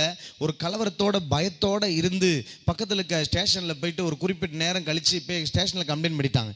அதுக்கப்புறம் பார்த்தா இந்த மாதிரி ஒரு குறிப்பிட்ட இடத்துல ஒரு பெண் நிர்வாண குளத்தில் கிடக்கிறாங்கன்னு இவங்க மகனும் அப்பாவும் சேர்ந்து போய் பார்க்கும்போது அந்த உடம்புல இருக்கிற முடி இதெல்லாம், தலையில் இருக்கிற முடி இதெல்லாம் இல்லை, உடம்பு ஒரு துணியை போட்டு மூடி அலங்கோலமாக முழு நிர்வாணத்தோடு கிடக்கிறாங்க.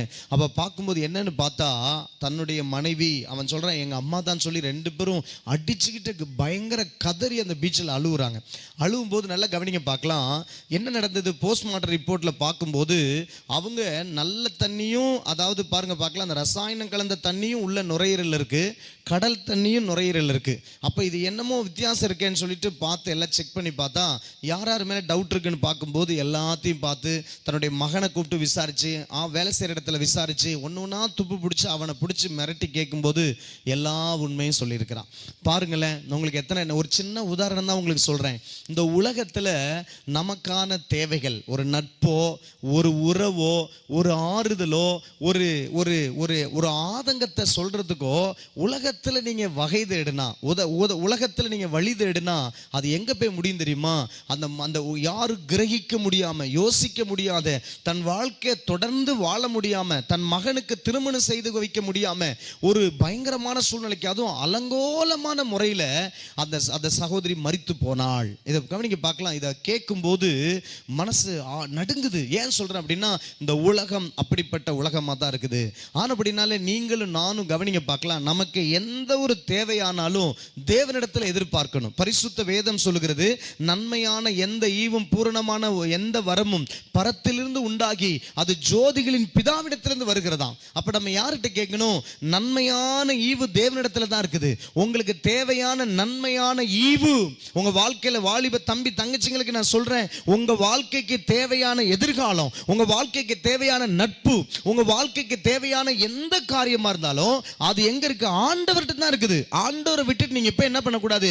யார்கிட்டயும் நீங்க எதிர்பார்க்க கூடாது. அப்படி எதிர்பார்க்கும் போது ஆரம்பத்தில் அது நன்மையா இருக்கலாம், ஆரம்பத்தில் அது கிடைக்கிற மாதிரி இருக்கலாம், ஆனா பின்னாடி அதோடு கூட வேதனையும் உண்டு, வேதனையும் உண்டு, வேதனையும் உண்டு.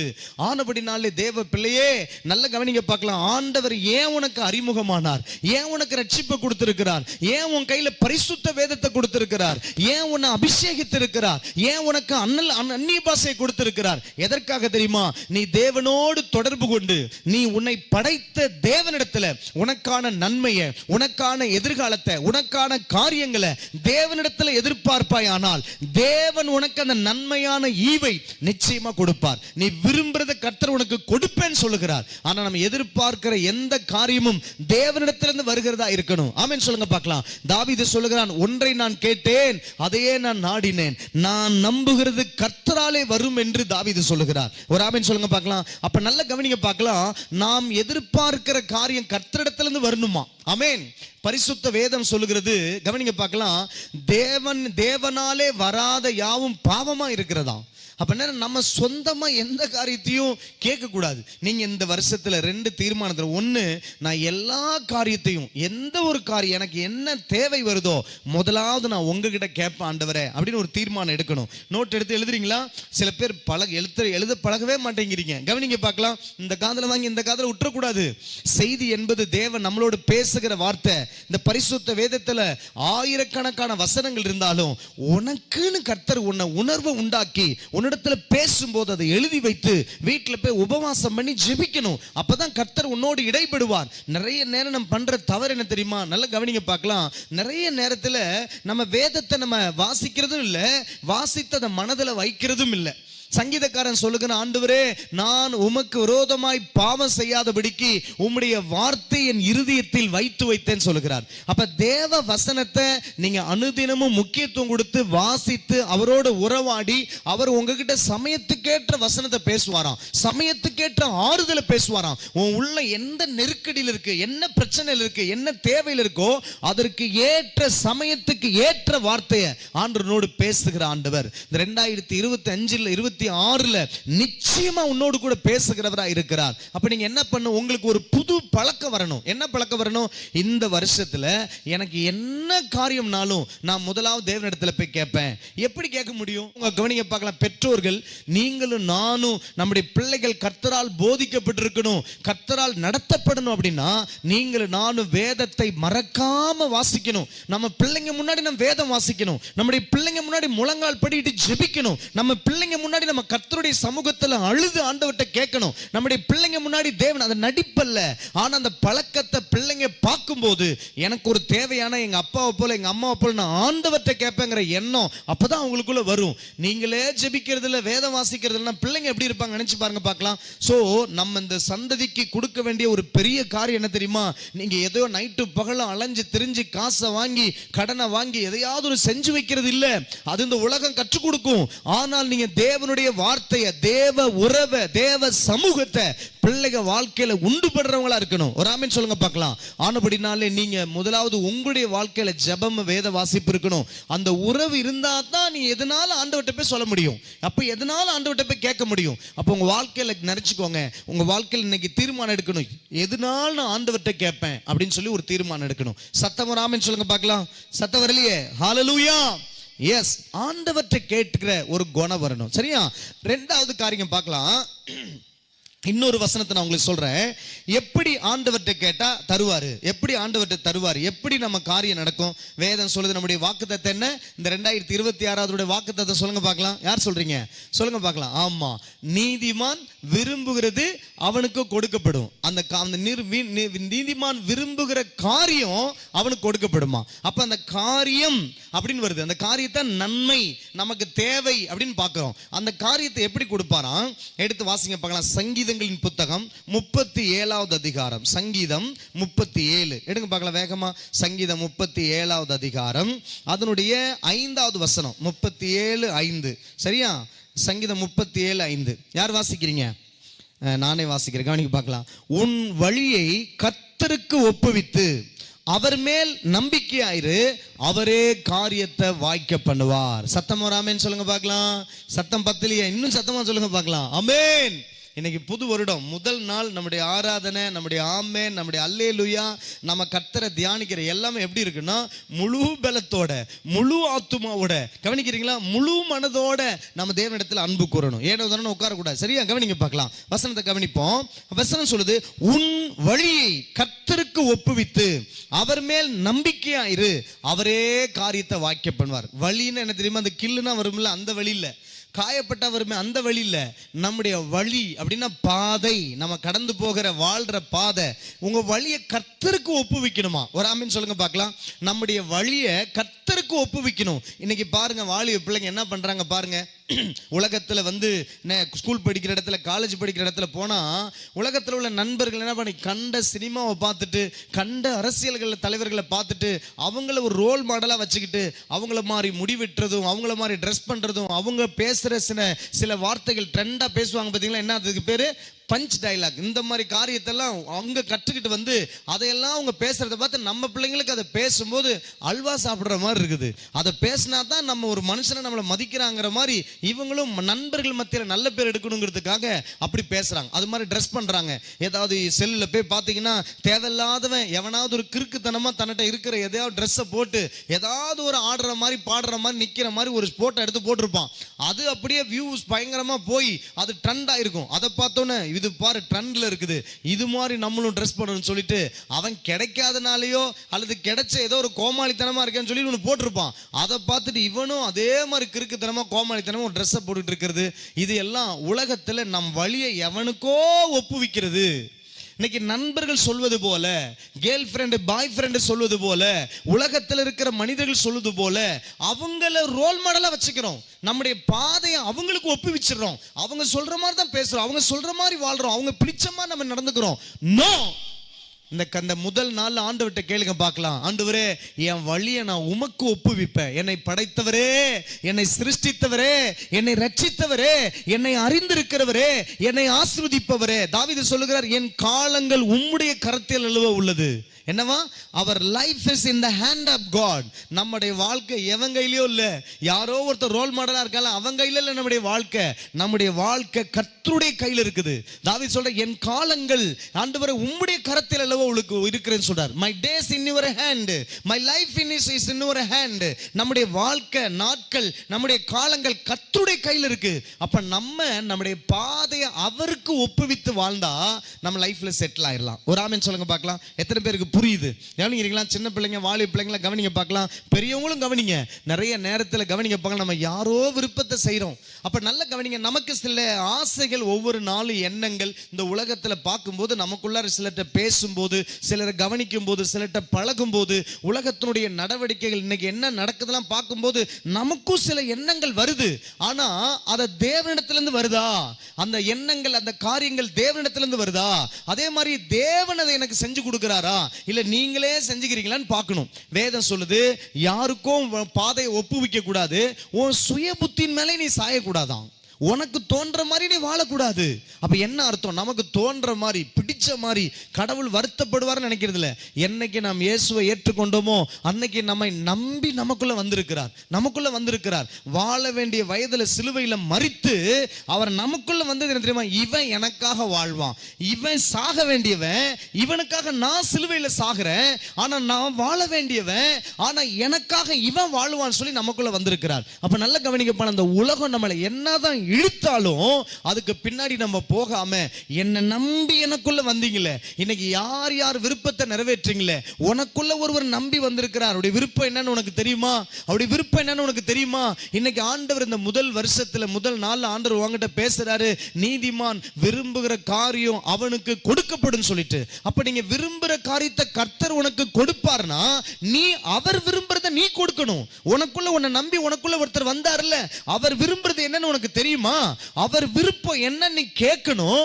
கேட்ட அந்த விருப்பத்துக்கு ஒன்ன நீ கொடுக்கணும். கொடுக்கும் போதுதான் ஆண்டவர் உன் விருப்பத்தை நிறைவேற்றுவார். ஒரு ஆமென் சொல்லுங்க பார்க்கலாம்.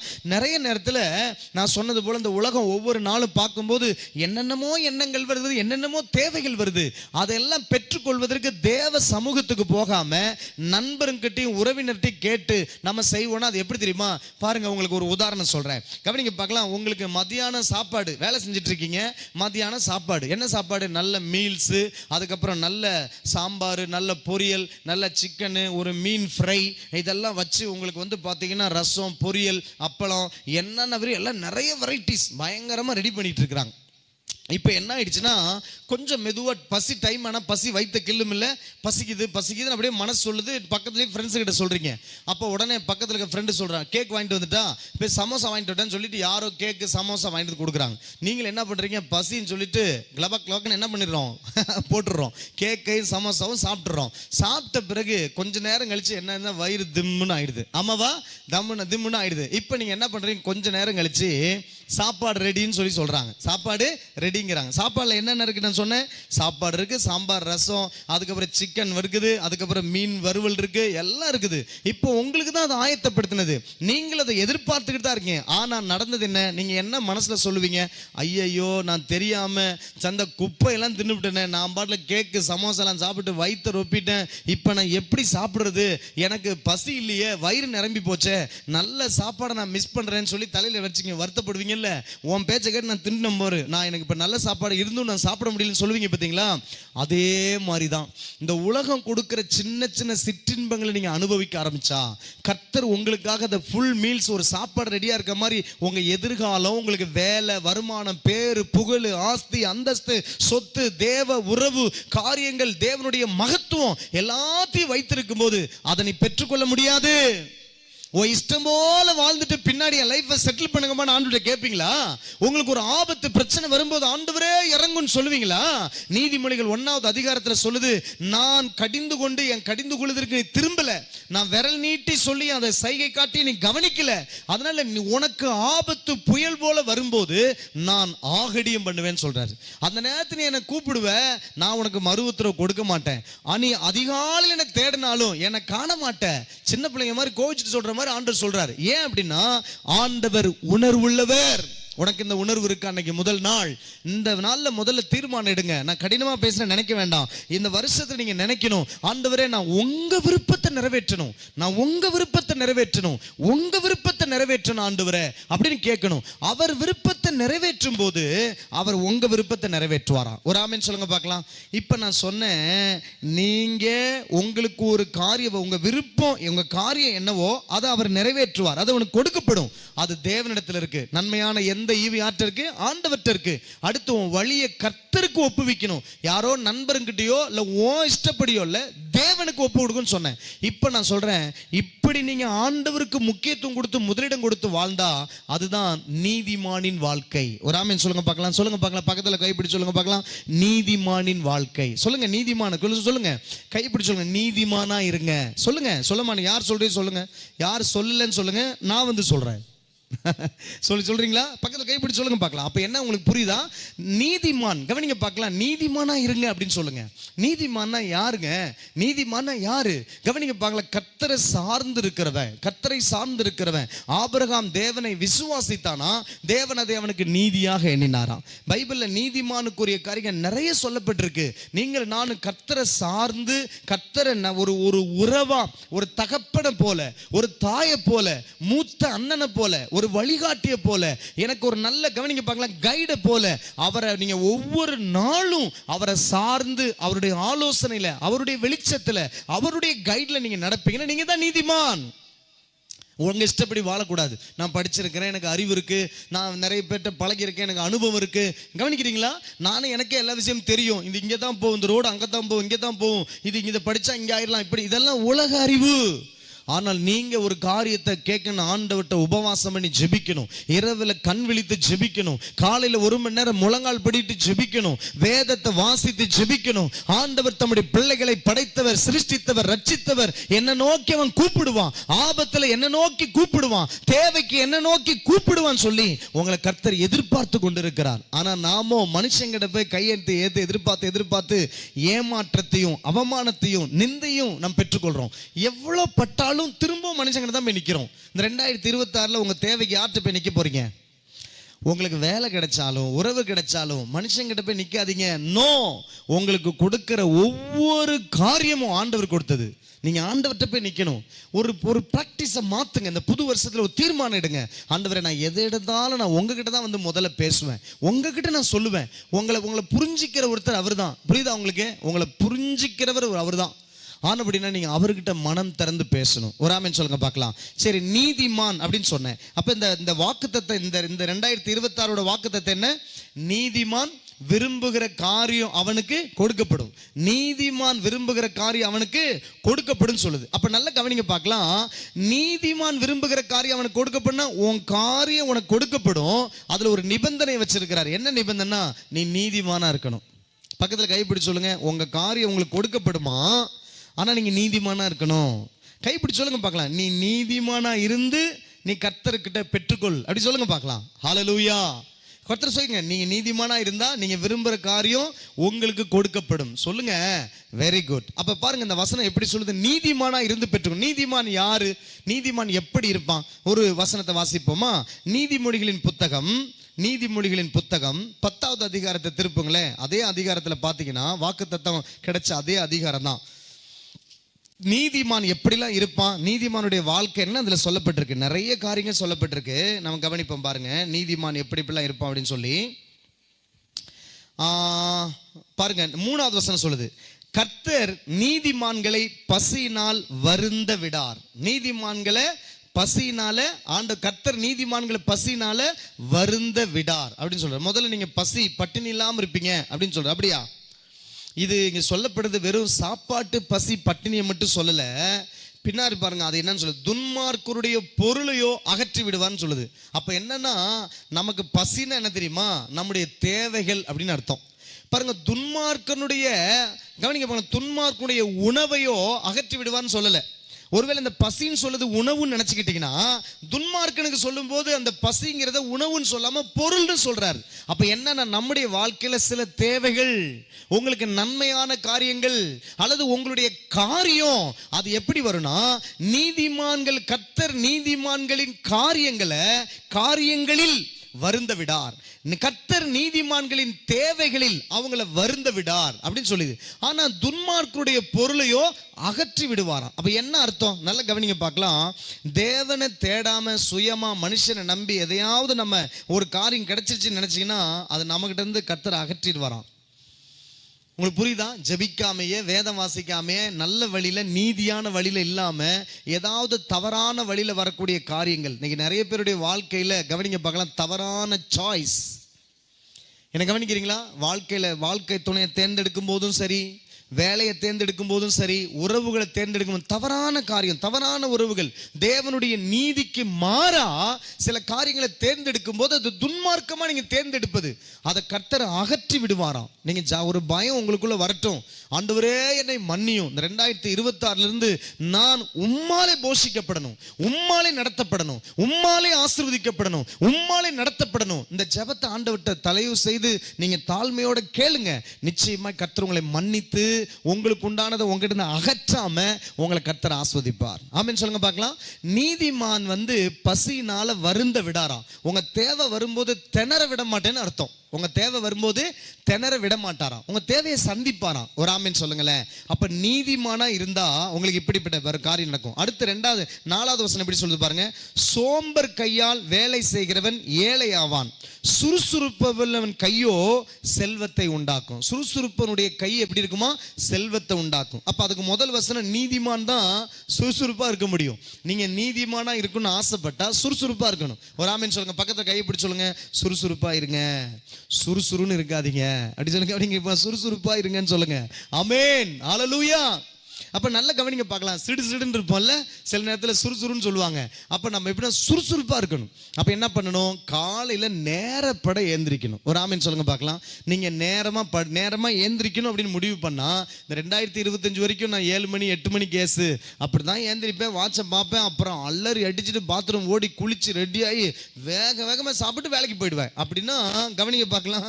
நீங்க இந்த உலகத்துல வாழ்றது பிரயோஜனமற்ற வாழ்க்கை.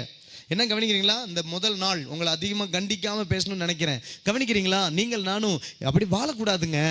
ஆண்டவர் சொல்றாரு, நேரமா எழும்பிடும். சுறுசுறுப்பா இருக்கிறவன் நேரமா எழும்பி கொஞ்ச நேரம் முழங்கால் படிட்டு ஜெபம் பண்ணிட்டு அதுக்கப்புறம் வேதத்தை வாசித்து நேசித்து அதுக்கப்புறம் உங்களுடைய குடும்பத்தில் வீட்டில் இருக்கிற ஒரு வேலையெல்லாம் செஞ்சு கொடுக்கணும். கணவனுங்க பாருங்க, மனைவிங்க காலையில் நேரமா எந்திரிச்சு நீங்க என்ன சகோதரிங்க, நீங்க உங்களுடைய வேலைகள்லாம் செய்யணும், அழகா செய்யணும். சகோதரர்கள் நீங்க கவனிங்க பார்க்கலாம். உங்க வீட்டில் பால் இருக்கா வாங்கணும் சொல்லி பாருங்க. அதுக்கப்புறம் பால் வாங்கிட்டு வந்து டீ வைங்க. டீ வைக்கிறதுக்கு மனைவிக்கு உதவி செய்யுங்க. அது முடிச்ச உடனே காய்கறி வெட்டுறது ஏதாவது ஒன்று ஹெல்ப் பண்ணி கொடுங்க. வீட்டை கூட்டணும்னா நீங்க ஏதாவது என்ன பண்ணணும்? ஹெல்ப் பண்ணி கொடுக்கணும். நீங்க பாட்டில் இருந்துட்டு அப்படியே அதிகாரத்தோட இருந்துட்டு வாழக்கூடாது. அது ஒருவேளை இந்த உலகத்துக்கு சரியானதா இருக்கலாம், உங்க வீட்டுக்கு சரியானதா இருக்கலாம். தேவனுடைய பார்வையில் அது தவறு. உங்க வாழ்க்கையில நேரமா ஏந்திரிச்சு சில காரியங்களை குடும்பத்துக்கு செய்யணும். சுறுசுறுப்பா இருக்கணும். என் வேலையை மட்டும் செய்வேன், மற்ற வேலைலாம் கண்டுக்கவே மாட்டேன், அதையே ஒரு காரணமாக சொல்லிட்டு நீ இருக்கக்கூடாது, படுத்தே கிடக்கூடாது. இன்னைக்கு நீங்கள் தீர்மானம் எடுங்க. இன்னைக்கு எத்தனை பேர் உங்கள் லைஃப்பில் செட்டில் ஆகிட்டீங்க நீங்கள் சொல்ல முடியுமா? இந்த 2025 வரைக்கும் உங்கள் வாழ்க்கையில் எத்தனையோ காரியங்கள், நல்ல வேலை, ஏதோ வேலைக்கு போகிறேன், ஏதோ காரியத்துக்கு இருக்கிறேன் அப்படியே சொல்ல முடியும். பாருங்க, அன்னைக்கு என் கூட ஒரு தம்பி, நான் முன்ன நாட்களில் ஊழியத்துக்கு வரதுக்கு முன்னாடி ஒரு பெட்ரோல் பங்கில், ரிலையன்ஸ் பெட்ரோல் பங்கில் நான் மேனேஜராக கொஞ்ச நாள் ஒர்க் பண்ணேன், ஒரு 5 வருஷமா. அந்த நேரத்தில் என்கிட்ட வேலை செஞ்ச ஒரு தம்பி அங்கே அந்த பம்ப் அடிப்பாங்க பார்த்தீங்களா பெட்ரோல், அந்த தம்பியை நான் சந்திக்கும் போது ஒரு வார்த்தையை ரொம்ப வருஷம் கழிச்சு நான் சந்தித்தேன். அப்போ இடையில ஒரு தடவை சந்திக்கும் போது என்கிட்ட பேசினார். அதுக்கப்புறம் அன்னைக்கு ஒரு நாள் ஒரு காரியத்தை சர்ச்சுக்காக சில பொருள் வாங்குறதுக்காக போகும்போது தம்பியை சந்தித்தேன். அப்போ ஓடி வந்து, சார் நல்லா இருக்கீங்களா சார்னு பேசினார். அப்போ பேசும்போது, தம்பி எப்படி இருக்க தம்பி அப்படின்னு சொல்லி கேட்டுட்டு, அப்புறம் நீ எப்படி இருக்க, உங்கள் வீட்டிலலாம் எப்படி இருக்காங்க எல்லாம் விசாரிச்சுட்டு, எங்கே இங்கேயே வேலை செய்கிறேன், ஆமாண்ணே இங்கே தான் வேலை செய்கிறேன் அப்படின்னு சொன்னான். அப்போ சொல்லும்போது, எவ்வளோ உனக்கு சம்பளம் அப்படின்னு கேட்டேன். பரவாயில்லையா சம்பளம் அப்படின்னு சொன்னேன். அப்படி சொல்லும்போது சொன்னேன், பரவாயில்லண்ணே அப்படின்னு சொல்லிட்டு, என்னண்ணே அப்படின்னு சொல்லிட்டு 15,000 ரூபா சம்பளம் சொன்னான். எவ்வளோ சம்பளம்? 15,000 ரூபா. அவன் வாழ்க்கையில் நான் நினச்சிட்டு அதை கேட்டு வேதனைப்பட்டேன். வெறும் 15,000 வச்சு நீ என்ன பண்ணுவ அப்படின்னு சொல்லி. அப்போ நல்லா கவனிங்க பார்க்கலாம். அதை கேட்டுட்டு இப்போயாவது பரவாயில்லண்ணே, முன்ன 12-13,000 வாங்கிட்டு இருந்தேன், இப்போ தான் கொஞ்சம் 15,000 ரூபா வரேன் அப்படி வாங்கியிருக்கிறேன் அப்படின்னு சொன்னான். அது மட்டும் இல்லாமல், சரி உன் பிள்ளைங்களாம் எப்படி இருக்காங்க சொல்லும்போது, பிள்ளைலாம் இல்லைண்ணே, என் ஒய்ஃபே என் கூட இல்லை அப்படின்னு சொன்னான். அது கேட்கும்போது எனக்கு மனசு ரொம்ப பாதிச்சு. என்னாச்சுன்னு நான் மன உருக்கத்தோட கையை பிடிச்சிட்டு ரொம்ப பாதிக்கப்பட்ட மாதிரி வேதனையில கேட்கும்போது சொன்னான், கல்யாணமாய் 2 நாள் என் மனைவி என்னை விட்டுட்டு ஓடிட்டானே, அவன் யாரையோ விரும்பி இருக்கா, அவங்க வீட்டில் அவனுக்கு அவளை கண்டிக்கணும், அவளை எப்படியாவது வேற யார்ட்டையா பிடிச்சி காப்பாற்றணும்னு நினச்சிட்டு என்னை கட்டி வச்சுட்டாங்க. எங்கள் அப்பா அம்மா புரியாமல் நல்லா இருக்கு பொண்ணு கட்டுறான்னு சொல்லி கட்ட வச்சுட்டாங்க. 2 நாள் என் கூட இருந்து பார்த்துட்டு அவனோட தொடர்பு வச்சு அவன் மூலமாக ஓடி போயிட்டானே, என்கிட்ட எந்த ஒரு காரியமும் இல்லை, நான் தனியாக. எத்தனை நாள் ஆச்சுன்னு கேட்கும்போது அவன் சொன்னான், 5-8 வருஷம் மேலத்துக்கு மேலே ஆயிடுச்சு, இது வரைக்கும் அந்த மனைவி திரும்பி வரல, அவன் தனிமையில் வாழ்கிறான், கொஞ்சம் சம்பாரிச்சுக்கிட்டு யாருக்காக சம்பாதிக்கிறேன், யாருக்காக ஏந்திரிக்கிறேன், யாருக்காக ஓடுறேன்னு தெரியாத வேதனையோடு ஓடிக்கொண்டிருக்கான். உங்களுக்கு புரியுதா என்னன்னு? இந்த உலகம் ஏமாற்றுகிற உலகம். இந்த உலகத்தை நம்பி இருந்தால் ஒரு மனிதனை தனிமைப்படுத்தி வேதனைப்படுத்திடும். ஆனால் நீங்கள் கர்த்தரை மாத்திரம் பிடித்து கொண்டா உங்களுக்கு நல்ல குடும்ப உறவு, பிள்ளைகள், நண்பர்கள், உறவுகள் எல்லாவற்றையும் உங்கள் வாழ்க்கையில் நன்மையான ஈவுகளை கர்த்தர் தருவார். ஒரு ஆமென் சொல்லுங்க பார்க்கலாம். ஹல்லேலூயா. அப்ப நீங்க என்ன பண்ணும்? சுறுசுறுப்பா இருக்கணும். தேவனுக்கு பிரியமா நடந்துக்கும் போது உங்களுடைய காரியங்கள் எல்லாவற்றையும் கர்த்தர் கையில் எடுப்பார். ஆமென் சொல்லுங்க பார்க்கலாம். இன்னும் ஒரு சின்ன உதாரணத்தை சொல்லி நான் முடிக்க போறேன், கவனிங்க பார்க்கலாம். அதே மாதிரி நீங்க 6வது வசனத்தை பாருங்க. 6வது வசனம் எப்படி சொல்லுது? நீதிமானுடைய சிரசின் மேல் ஆசீர்வாதங்கள் தங்கும். நீதிமானுடைய சிரசின் மேல ஆசீர்வாதம் தங்குமா. 7வது வசனம் சொல்லுது நீதிமானுடைய பேர் புகழ் பெற்று விளங்கும் அப்படின்னு சொல்றாரு. அப்ப நீங்க நீதிமானா இருந்தா உங்க சிரசின் மேல ஆசீர்வாதம் தங்குன்னு சொல்றாரு. ஒரு ஆமென் சொல்லுவீங்களா? அடுத்து சொல்றாரு நீதிமானுடைய பேர் புகழ் பெற்று விளங்குமா. அப்ப நீங்க நீதிமானா இருக்கணும் போதுங்க. இந்த உலகத்துல அந்தந்த சூழ்நிலைக்கு அந்தந்த நாளுக்கு தகுந்த மாதிரி அந்தந்த சூழ்நிலைக்கு தகுந்த மாதிரி அட்ஜஸ்ட் பண்ணி எதையோ பொய்ய சொல்லி எப்படியோ சமாளிச்சது போதும். உங்க வாழ்க்கையில பெரிய நன்மையை நீங்க பார்க்கல, லைஃப்ல செட்டில் ஆகல, ஒரு வருத்தம் நமக்குள்ள இருக்கல. 2025 வரைக்கும் நம்ம இன்னும் லைஃப்ல செட்டில் ஆகலன்னு. ஆனா செட்டில் ஆகிறதுக்கு ஒரு காரணம், ஒரே ஒரு காரியம் தான் இருக்கு. என்னன்னா தேவனுடைய சமூகத்துல நீங்க நீதிமானா நடக்கணும். அதனால சில நஷ்டங்கள் கூட வரும். நீதிமானா இருந்தா சில உண்மையா இருக்கணும், உண்மையா இருக்கும் சில நஷ்டங்கள் வரும். ஆனா யார் உங்களுக்கு சொன்னது நீதிமானா இருக்க சொல்லி? மனுஷன் உன்னை சொல்லிவிட்டு நீதியாயிரா உண்மையாயிரான்னு சொல்லிட்டு நம்ம ஓட்டாண்டியா போயிடுவோம் அப்படின்னு சொல்றதுக்கு. உனக்கு நீதிமானா இருக்க சொன்னவர் கர்த்தர், உன்னை படைத்தவர், உன்னை சிருஷ்டித்தவர், உன்னை ரட்சித்தவர், உன்னை ஆசீர்வதிப்பவர், உன்னை தன் உள்ளங்கையில வரைந்திருக்கிறவர், உனக்காக அந்த உலகத்தையே படைத்து வைத்திருக்கிறவர். அவர் சொல்ற நீதிமானா வாழ்னு. நீ நீதிமானா வாழ்ந்தா அவர் உன்னை உயர்த்தாம விட்டுருவாரா? உன்னை உயர்த்துவதுக்கு தான் ஆண்டவர் சொல்ற நீதிமானா இரு. சூழ்நிலைக்கு தகுந்த மாதிரி வாழ்ந்துடாத, இஷ்டத்துக்கு தகுந்த மாதிரி வாழ்ந்துட, எவனோ சொல்ற மாதிரி வாழ்ந்துடாத. ரொம்ப விவரமா இருக்கேன்னு சொல்லிட்டு நிறைய நேரத்தில் பொய்ய சொல்லி சமாளிச்சு எதையாவது நீ தவறா இருக்காத. நீ வாழ்க்கையில முன்னேறணும்னா, உயரணும்னா, உன் தலைமையில ஆசீர்வாதம் தங்கணும்னா, இந்த வசனம் சொன்னபடி புகழ் பெற்று உன் பேர் புகழோட இருக்கணும்னா நீதிமானா இருன்னு கர்த்தர் சொல்லுகிறார். இந்த 2026 ஆண்டவர்கிட்ட சொல்லுங்கப்பா, நீங்க ஜெபிக்கணும், ஒரு தீர்மானம் எடுக்கணும். நான் அந்த வருஷத்துல நீதிமானா இருக்கணும்ப்பா, எவ்வளவுக்கு எவ்வளவு முடியுமோ நான் நீதிமானா இருக்கணும் ஆண்டவரே. கொஞ்ச நாள் பிராக்டிஸ் பண்ணுங்க. நான் பொய் சொல்ல மாட்டேன், நான் முதலாவது எஞ்சி ஜெபம் பண்ணிடுவேன், பைபிள் வாசிடுவேன், சர்ச்சுக்கு லேட்டா வர மாட்டேன், என் காரியத்தெல்லாம் நான் சுறுசுறுப்பா செய்வேன். இதெல்லாம் நீங்க கொஞ்ச நாள் செஞ்சு பாருங்க. 1 மாசம் 2 மாசம் ரொம்ப கடினமா இருக்கும். முதல்ல ஒரு 10 நாள் ரொம்ப கடினமா இருக்கும். ஏன்னா இவ்வளவு நாள் பழகிட்டோம் பார்த்தீங்களா, இஷ்டம் போல இருந்து அது கடினமா இருக்கும். ஆனா ஒரு 10-20 நாள் தொடர்ந்து இருந்தீங்கன்னா அது உங்களுக்கு பழக்கம் ஆயிடும். அதே 2-3 மாசம் இருந்துச்சுன்னா அந்த பழக்கம் வழக்கம் ஆயிடும். அப்படி வழக்கம் ஆயிடுச்சுன்னா நீங்க நீதிமானுங்கிற ஒரு சந்தோஷம் உங்களுக்குள்ள உண்டாகும். அது உண்டாக ஆரம்பிக்கும் போது ஆசீர்வாத கதவுகள் எல்லாம் திறக்கும். எங்கெங்கயோ போயிட்டு இருக்கிற ஆசீர்வாதம் உன் சிரசின் மேல தங்கும். ஒரு ஆமென் சொல்லுங்க. பக்கத்துல கை பிடிச்சு சொல்லுங்க பார்க்கலாம். நீதிமானாகிய உங்க தலையின் மேல அவருடைய ஆசீர்வாதம், சிரசின் மேல ஆசீர்வாதம் தங்கும் அப்படின்னு சொல்லுங்க. ஒரு ஆமென் சொல்லுங்க. ஹல்லேலூயா, ஹல்லேலூயா, ஆமென். கவனிங்க பார்க்கலாம். ஒரு சின்ன சாட்சியை சொல்லி நான் முடிக்கிறேன். நான் கடந்த நாட்களில் ஒரு சாட்சியை நான் கேட்டேன். அந்த சாட்சியில் ஒரு தம்பி, அவர் வந்து பார்த்தீங்கன்னா ஒரு வாலிபர், தம்பியில் ஒரு நல்ல ஒரு சகோதரன். அவர் வந்து பார்த்தீங்கன்னா அவர் வந்து வாலிப வயதில் கர்த்தருக்காக வந்து வாழணும்னு சொல்லிட்டு சில கூட்டங்கள்லாம் அட்டன் பண்ணிட்டு கர்த்தருக்காக வாழ்றதுக்கு பிரயாசப்பட்டிருக்கிறார். பிரயாசப்படும் போது அவர் வந்து ஆண்டவர்கிட்ட கேட்டிருக்காரு. சில நேரம் கவனிக்க பார்க்கலாம், கடுமையான குளிர் அவர் பிரதேசம் கொடைக்கானல்ல பயங்கர குளிர் இருக்கும் இல்லையா. இங்கேயே நீங்கள் லேட்டான சர்ச்சுக்கு வரதுக்கு லேட் பண்ணுறீங்க கேட்டால் 5 மணிக்கெல்லாம் எழுந்திரிச்சு வரோம். ஏந்திரிச்சு ஆண்டவர்கிட்ட நெடு முழங்கால் போட்டு ஆண்டவர்கிட்ட கேட்பார், ஆண்டவரே என் வாழ்க்கையை உயர்த்துங்கப்பா, நான் இப்படியே கஷ்டப்படணும், என் வாலிபெல்லாம் வீணா போகுது, எல்லாரும் செட்டில் ஆகுறாங்க, நான் இன்னும் செட்டில் ஆகலையே, எனக்கு ஏதாவது செய்யுங்கப்பான்னு சொல்லி கண்ணீரோட ஜெபம் பண்ணி ஆண்டவர்கிட்ட கேட்பாராம், வேதத்தை வாசித்து கேட்பாராம். இது கொஞ்ச நாள் போணுச்சு. அப்ப நீங்க என்ன சொல்றீங்க? நான் இப்பெல்லாம் ஜெபம் பண்ணி பார்த்தேன், ஒண்ணுமே நடக்கல, அதனால தான் இப்ப லேட்டா எழுந்திருக்கிறேன்னு சொல்றீங்களா? நோ, ஒரு காரியத்தை செஞ்சு அதை தொடர்ந்து செய்யணும். ஆமென் சொல்லுங்க. அப்பதான் அதுக்கு பதில் கிடைக்கும். பொறுமையோடு இருக்கணும். ஜெபம் பண்ணிட்டு கர்த்தர் நிச்சயமா இறங்குவார். நம்ம கொஞ்சம் செஞ்சு பார்த்துட்டு ஒண்ணுமே பண்ண மாட்டேங்கிறாரு அப்படி நம்ம அவசரத்துக்கு என்ன பண்றோம், ரெடி பண்ண கிடைக்க மாட்டேங்குது அப்படிங்கிறோம், கிடைக்க மாட்டேங்குதுன்னு சொல்றோம். ஆனா காத்திருக்கணும். அந்த சகோதரன் என்ன பண்ணாரா, அப்படி காத்திருக்கும் போது ஒரு காரியம் நடந்துச்சான். என்ன நடந்துச்சு தெரியுமா? அவர் கொஞ்சம் கொஞ்சமா வேலை செஞ்சு அப்படி இப்படின்னு பண்ணி முன்னேற்றம் இல்லாமல் இருக்கும்போது மறுபடியும் கொஞ்ச நாள் கழிச்சு ஆண்டவர்கிட்ட அதே மாதிரி ஜெபம் பண்ணி ஆண்டு எப்படியோ கேட்டு ஒரு ஹோட்டல் கடை, ஒரு ஹோட்டல் கடையை ஆரம்பிச்சு அந்த கடையை நடத்தணும் அப்படின்னு சொல்லிட்டு பிரயாசப்படும் போது கொஞ்சம் கடையை வச்சு நடத்திக்கிட்டு இருக்காரு. ஹோட்டல் கடை நடத்தினா லாபமே பார்க்க முடியல, ரொம்ப கஷ்டப்படுறாரு, திணறாரு, அவரால் முடியல. அப்படி இருக்கும்போது ஆண்டவர்கிட்ட போய் கேட்பேன், ஆண்டவரே உங்களை நம்பி ஒரு தொழில் ஆரம்பிச்சிருக்கிறேன், எனக்கு ஒரு நன்மை இல்லாமல் இருக்குது, எனக்கு இந்த கடையை நடத்த முடியல, நஷ்டத்துக்கு போற மாதிரி இருக்குது, நான் என்னப்பா பண்ணுவேன், 6-7 பேருக்கு சம்பளம் கொடுக்கணும், என்னால் முடியலையா ஆண்டவர்னு சொல்லிட்டு ரொம்ப கஷ்டப்பட்டு கேட்டாராம். அப்படி கேட்கும்போது கவனிங்க பார்க்கலாம், ஆண்டவர் ஆண்டவர் கொஞ்சம் கொஞ்சம் மெதுவாக உணர்த்த ஆரம்பிச்சார். ஆண்டவர் என்ன பண்ணாரா, நல்ல ஒரு கிறிஸ்தவ பேர், அதுக்கு வந்து என்ன பண்ணா ஈடன் கார்டன் அப்படின்னு ஒரு ஹோட்டலுக்கு பேர் வச்சாராம். அப்படி வச்சுட்டு என்ன பண்ணாரா, நல்ல கிறிஸ்தவ பேர்ல ஏதேன் தோட்டம் அப்படிங்கிறது அதனுடைய தமிழ் பேர். அதை வச்சுட்டு இதெல்லாம் என்ன அப்படின்னு கேட்பாங்களாம். அப்போ சொல்லுவாராம், இங்கே வந்து எல்லா தரப்பு ஆட்களும் வரதுனால இதெல்லாம் சிகரெட் அட்டை, சிகரெட் பாக்கெட் அப்படின்னு வரான். என்ன தம்பி நீங்கள் வந்து இதெல்லாம் நான் கண்ணில் இது வரைக்கும் நான் பார்த்ததே இல்லை, இது இந்த மாதிரி கம்பெனிலாம் இருக்கு. ஆமாம், நான் வந்து ரொம்ப கஷ்டப்பட்டு பாம்பே, அதுக்கப்புறம் சென்னை, கல்கட்டா இந்த மாதிரி இடத்துலாம் போய் நிறைய இடத்துல இருக்கிற எங்கேயும் கிடைக்காதெல்லாம் வாங்கிட்டு வந்து வெரைட்டியாக வச்சுருப்பேன். இங்கே வரவங்க எல்லாம் வாங்கிட்டு போகணும், எல்லாமே சந்தோஷம் போகணும்னு சொல்லி வச்சுருக்கேன் அப்படின்னாராம். அப்போ அவர் கேட்டாராம், சில ஊழியர்கள் கேட்பாங்களாம், ஆண்டவருடைய பேரை வச்சு சொல்லியிருக்க தம்பி, நீ பைபிள் படிக்கிறல்ல, சர்ச்சுக்கெல்லாம் போகிறல்ல, இந்த மாதிரி பாவமான இந்த காரியத்தை நீ வச்சு வித்துக்கிட்டு இருக்கியே, இது பேர் வந்து ஏதேன் தோட்டத்தை வச்சு ஏதேன் தோட்டத்தில் சிகரெட்டை தம்பி இருக்கும் அப்படின்னு சொல்லி கேட்டிருக்காங்க. அப்போ இவருக்குள்ளே என்ன பண்ணியிருக்காரு, வீட்டுக்கு வந்து ஒரே போராட்டம் மனசில்.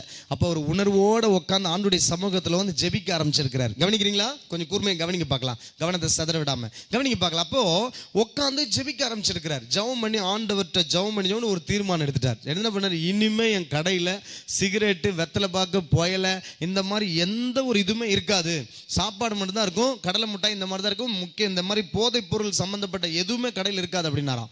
உடனே வீட்டில் இருக்கவங்க சண்டை போட்டு சொன்னாலாம், உனக்கு ஏதாவது இருக்குதா, அப்படி நீ மட்டும் தீர்மானம் எடுத்து அப்படி மட்டும் நீ முடிவு பண்ணிட்டு எல்லாத்தையும் எடுத்துட்டீங்கன்னா இந்த வருமானம் எல்லாம் போயிடும், வீடு ரெண்டா போயிடு தெரியுமா அப்படின்னாங்களாம். குடும்பம் ரெண்டா போயிடு அப்படின்னா. அவர் சொல்ற, 5 போனாலும் பரவாயில்ல, நான் இன்னும் முடிவு எடுத்துட்டேன், இனிமே பாவமான காரியம், கடவுளுக்கு பிரியமில்லாத காரியம் இருக்கக்கூடாது, நான் ஒரு நீதிமானா இருக்குன்னு சொல்லி. சொல்லுங்க பாக்கலாம், எப்படி இருக்கணும், நீதிமானா இருக்கணும் அப்படின்னு தீர்மானம் எடுத்துட்டு கவனிங்க பார்க்கலாம், கடையை நடத்த ஆரம்பிச்சிருக்கிறாரு. ரொம்ப கஷ்டப்பட்டு இருக்கிறாரு.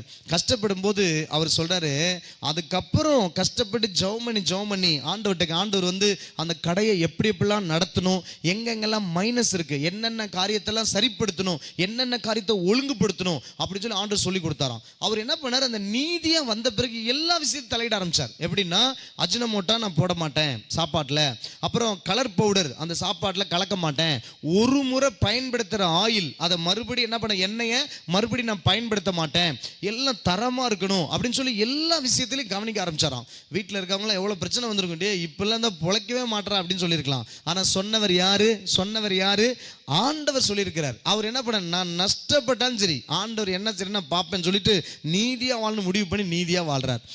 நடந்தது என்ன தெரியுமா, கொஞ்ச நாள் போக போக போக அவர் ஜிஎஸ்டி கட்டணுமா. அந்த ஜிஎஸ்டி கட்டும்போது கிட்டத்தட்ட வணிக பார்க்கலாம், அவருக்கு வந்து ஒரு 7-8 கடை வந்துருச்சு. அவருக்கு கடை வச்ச ஆரம்பிச்சிட்டார். கொஞ்சம் கொஞ்சமாக டெவலப் ஆக ஆரம்பிச்சிட்டார். ஆண்டவருக்கு ஆசீர்வதிக்க ஆரம்பிச்சு கவனிக்க பார்க்கலாம். அவர் என்ன பண்ணார், ஒவ்வொரு ஹோட்டல்லையும் ஜிஎஸ்டிக்குன்னு ஒரு அமௌண்ட் இருக்குது பார்த்தீங்களா, அதை சில பேர் ஜிஎஸ்டி கட்ட மாட்டாங்க, பில் இல்லாமல் கொடுத்துட்டு எதையாவது ஒன்று சமாளிப்பாங்க. இவர் என்ன பண்ணால், அரசாங்கத்துக்கு கொடுக்க வேண்டிய பணத்தை அரசாங்கத்துக்கு கொடுத்துடணும் அப்படின்னு சொல்லி தன்னுடைய ஆஃபீஸில் அந்த 7-8 கடைனா 7-8 உண்டியல் வச்சிருந்து எந்தெந்த கடையில் ஜிஎஸ்டிக்குன்னு வர பணம் இருக்குது பார்த்தீங்களா, அதை மட்டும் தனியாக எழுதிக்கிட்டே வருவாங்க. இன்னைக்கு 1800 ரூபா, 10,500 ரூபா, 20,000 ரூபா அப்படின்னு சொல்லி ஜிஎஸ்டி பணம் மட்டும் எழுதுவாங்க. அதை எடுத்து அந்த உண்டியலில் போட்டு வரான். ஒவ்வொரு நாள் அப்படியே போட்டு வரும்போது, மாதங்கள் அல்லது குறிப்பிட்ட நாட்கள் வரும்போது ஆடிட்டர் வந்து அந்த உண்டியலை உடைச்சு அதில் இருக்கிற காசெல்லாம் எடுத்து எழுதி எண்ணி அதை கவர்மெண்ட்டுக்கு கொடுக்கறதுக்காக எடுத்துகிட்டு போயிடுவாங்களாம். அப்போ நல்லா கவனிங்க, பொருள் தரமான பொருள், அப்புறம் சிகரெட் அட்டை இதெல்லாம் விற்கல, அதில் ஒரு வருமானம் போயிடுச்சு. அதுக்கப்புறம் கடையில் என்ன பண்ணியிருக்கிறாரு, நிறைய பொருள் ஒரு முறை உபயோகப்படுத்தின எண்ணெயை மறுபடியும் உபயோகப்படுத்த மாட்டார், கலர் பவுடரை யூஸ் பண்ண மாட்டார், அஜினமோட்டோ யூஸ் பண்ண மாட்டார். இதுக்கெல்லாம் கொஞ்சம் வருமானம் அதுலேயும் கொஞ்சம் போயிருக்கும். அப்புறம் ஜிஎஸ்டி பணத்தை கவர்மெண்ட்டுக்கே கொடுத்துடும், ஏமாற்றக்கூடணும், அதையெல்லாம் கரெக்டாக கொடுத்தோம், அதுலேயும் கொஞ்சம் போயிருக்கும். மீதி என்ன தான் மிஞ்சிருக்கும்னு நினைக்கிறீங்க, என்ன நினச்சிருக்கீங்க, அவருக்கு பொழைக்க தெரியல அப்படின்னு தான் நினைக்கிறீங்க. ஆனால் அவர் சொல்கிறாரு, அதுக்கப்புறம் கடைகள் அதிகமாகி 500 பேருக்கு மேலே அவர் வேலை செய்கிறாராம். வெறும் 2.25 லட்சம், 2,75,000 முதலீடு பண்ணவர். கவனிக்க பார்க்கலாம், அவருக்கு வந்து பார்த்தீங்கன்னா ஒரு மாதத்தோட வருமானம் 25 லட்சம் ரூபா வருமானம் வருமா. அதுக்கப்புறம் அவர் சொல்கிறார், நல்லா கவனிக்க பார்க்கலாம், அவருடைய சொத்து மதிப்பு சொல்கிறாரு 100 கோடி ரூபா அவருடைய சொத்து மதிப்பு. காரு, பங்களா, வீடு எல்லாத்தையும் கர்த்தர் வாங்க வச்சிருக்கிறார். அவர் சொல்றார், நான் இவ்வளவு உண்மையா இருந்த பிறகு என்னை கர்த்தர் ஆசீர்வதிக்க ஆரம்பிச்சு, இன்னும் நான் நீதியா வாழணும்னு சொல்லி நான் சில அப்ராடுகளில் போய், வெளிநாடுகளில் போய் சில இடங்கள்ல ஹோட்டல் புதுசாக ஆரம்பிக்கிறது இடங்கள்லாம் பார்த்துட்டு வந்து ரெடி பண்ணியிருக்கிறேன், வெளிநாடுகளையும் நான் கடை ஆரம்பிக்கிறேன் அப்படிங்கிறார் ஹோட்டல். அப்ப பாருங்க, ஒரு மனிதன் நீதியா இருந்தா கர்த்தர் அவனை உயர்த்துவார். ஒரு ஆமீன் சொல்லுங்க. நம்ம உலகத்தில் இருக்கிற எதையாவது யூடியூப்ல பார்ப்போம், அவங்க பெரிய ஆளானாங்க, இவங்க பெரிய ஆளானாங்க, எப்படி வாடாங்கன்னு சொல்லிட்டு. நோ, அது உலகத்தில் இருக்கிற மனிதன் ஏதோ ஒரு விதத்துல பெரிய ஆளாகலாம். ஆனா கர்த்தருடைய பிள்ளையா இருக்கிற நீ வேதத்தை வாசித்து, வேதத்தை நேசித்து, தேவன் சொல்லுகிற ஆலோசனையில, தேவன் காண்பிக்கிற வெளிச்சத்துல நீ வாழ்வாயானால், இன்னைக்கு எதிர்பார்க்கிறது சொற்ப பணம், சொற்ப காசு, சொற்ப வேலை, சொற்ப மதிப்பு, அதுக்கே உன்னை தாரவாத்துறீங்க, விட்டுறீங்க. ஆனா தேவனுக்கு நீதியா உண்மையா வாழும்போது கர்த்தர் உன்னை 100 கோடிக்கு அதிபதியா அந்த மனுஷனை வச்சிருக்கிறார். நானே இந்த சாட்சியை கேட்க பயங்கரமா அட்ராக்ட் ஆனேன். என்ன அட்ராக்ட் ஆனா, ஆண்டவர் எவ்வளவு பெரியவர், உண்மையா அவருக்கு வாழ்ந்துட்டா எவ்வளவு உண்மை உள்ளவரா இருக்கிறார்ல. பாருங்க, அந்த கடைசியில் ஒரு வசனம் இருக்கு. என்ன சொல்லுது? இன்று அவருடைய சத்தத்திற்கு நீ உண்மையாய் செவி கொடுப்பாய் ஆகில் உன்னை பூமியில் உள்ள சகல ஜாதிகளிலும் உன்னை மேன்மையாக வைப்பேன்னு சொல்லியிருக்கிறார். அப்பதான் செவி கொடுப்பேன், உண்மையா செவி கொடுத்து பூமியில் உள்ள சகல ஜாதிகளிலும் என்னை ஆண்டவர் மேன்மையாக வைப்பார் அப்படின்னு சொல்லிட்டு நீங்க தீர்மானம் எடுத்து உறுதியா இருப்பீங்கன்னா, நிச்சயமாகவே நான் சொல்லுகிற ஆண்டவர் நிச்சயமா சொல்ற இந்த வாக்குத்தத்தத்தின்படி இந்த வருஷத்துல உங்க வாழ்க்கையில பெரிய பெரிய பெரிய பெரிய காரியங்களை நிச்சயமாய் கர்த்தர் செய்வார். விசுவாசிக்கிறவங்க நல்ல ஒரு ஆமென் சொல்லுங்க பார்க்கலாம். 2 கரங்களை தட்டி சொல்லுங்க பார்க்கலாம். தலைக்கு மேல 2 கரங்களை தட்டி சொல்லுங்க பார்க்கலாம். நம்ம பார்த்த சாட்சி, நாம கேட்ட சாட்சி எவ்வளவு உண்மை உள்ளது இல்ல? அதுபோல உங்க வாழ்க்கையில கர்த்தர் நீதியை செய்வார். ஒரு ஆமென் சொல்லுங்க. கடைசியா ஒரு காரியம் சொல்ல போறேன். என்ன அப்படின்னா, முடிச்சுனேன். வருத்தப்பட்டே இருக்கான், இவர் என்ன சும்மா 9 கிடக்குறாரு.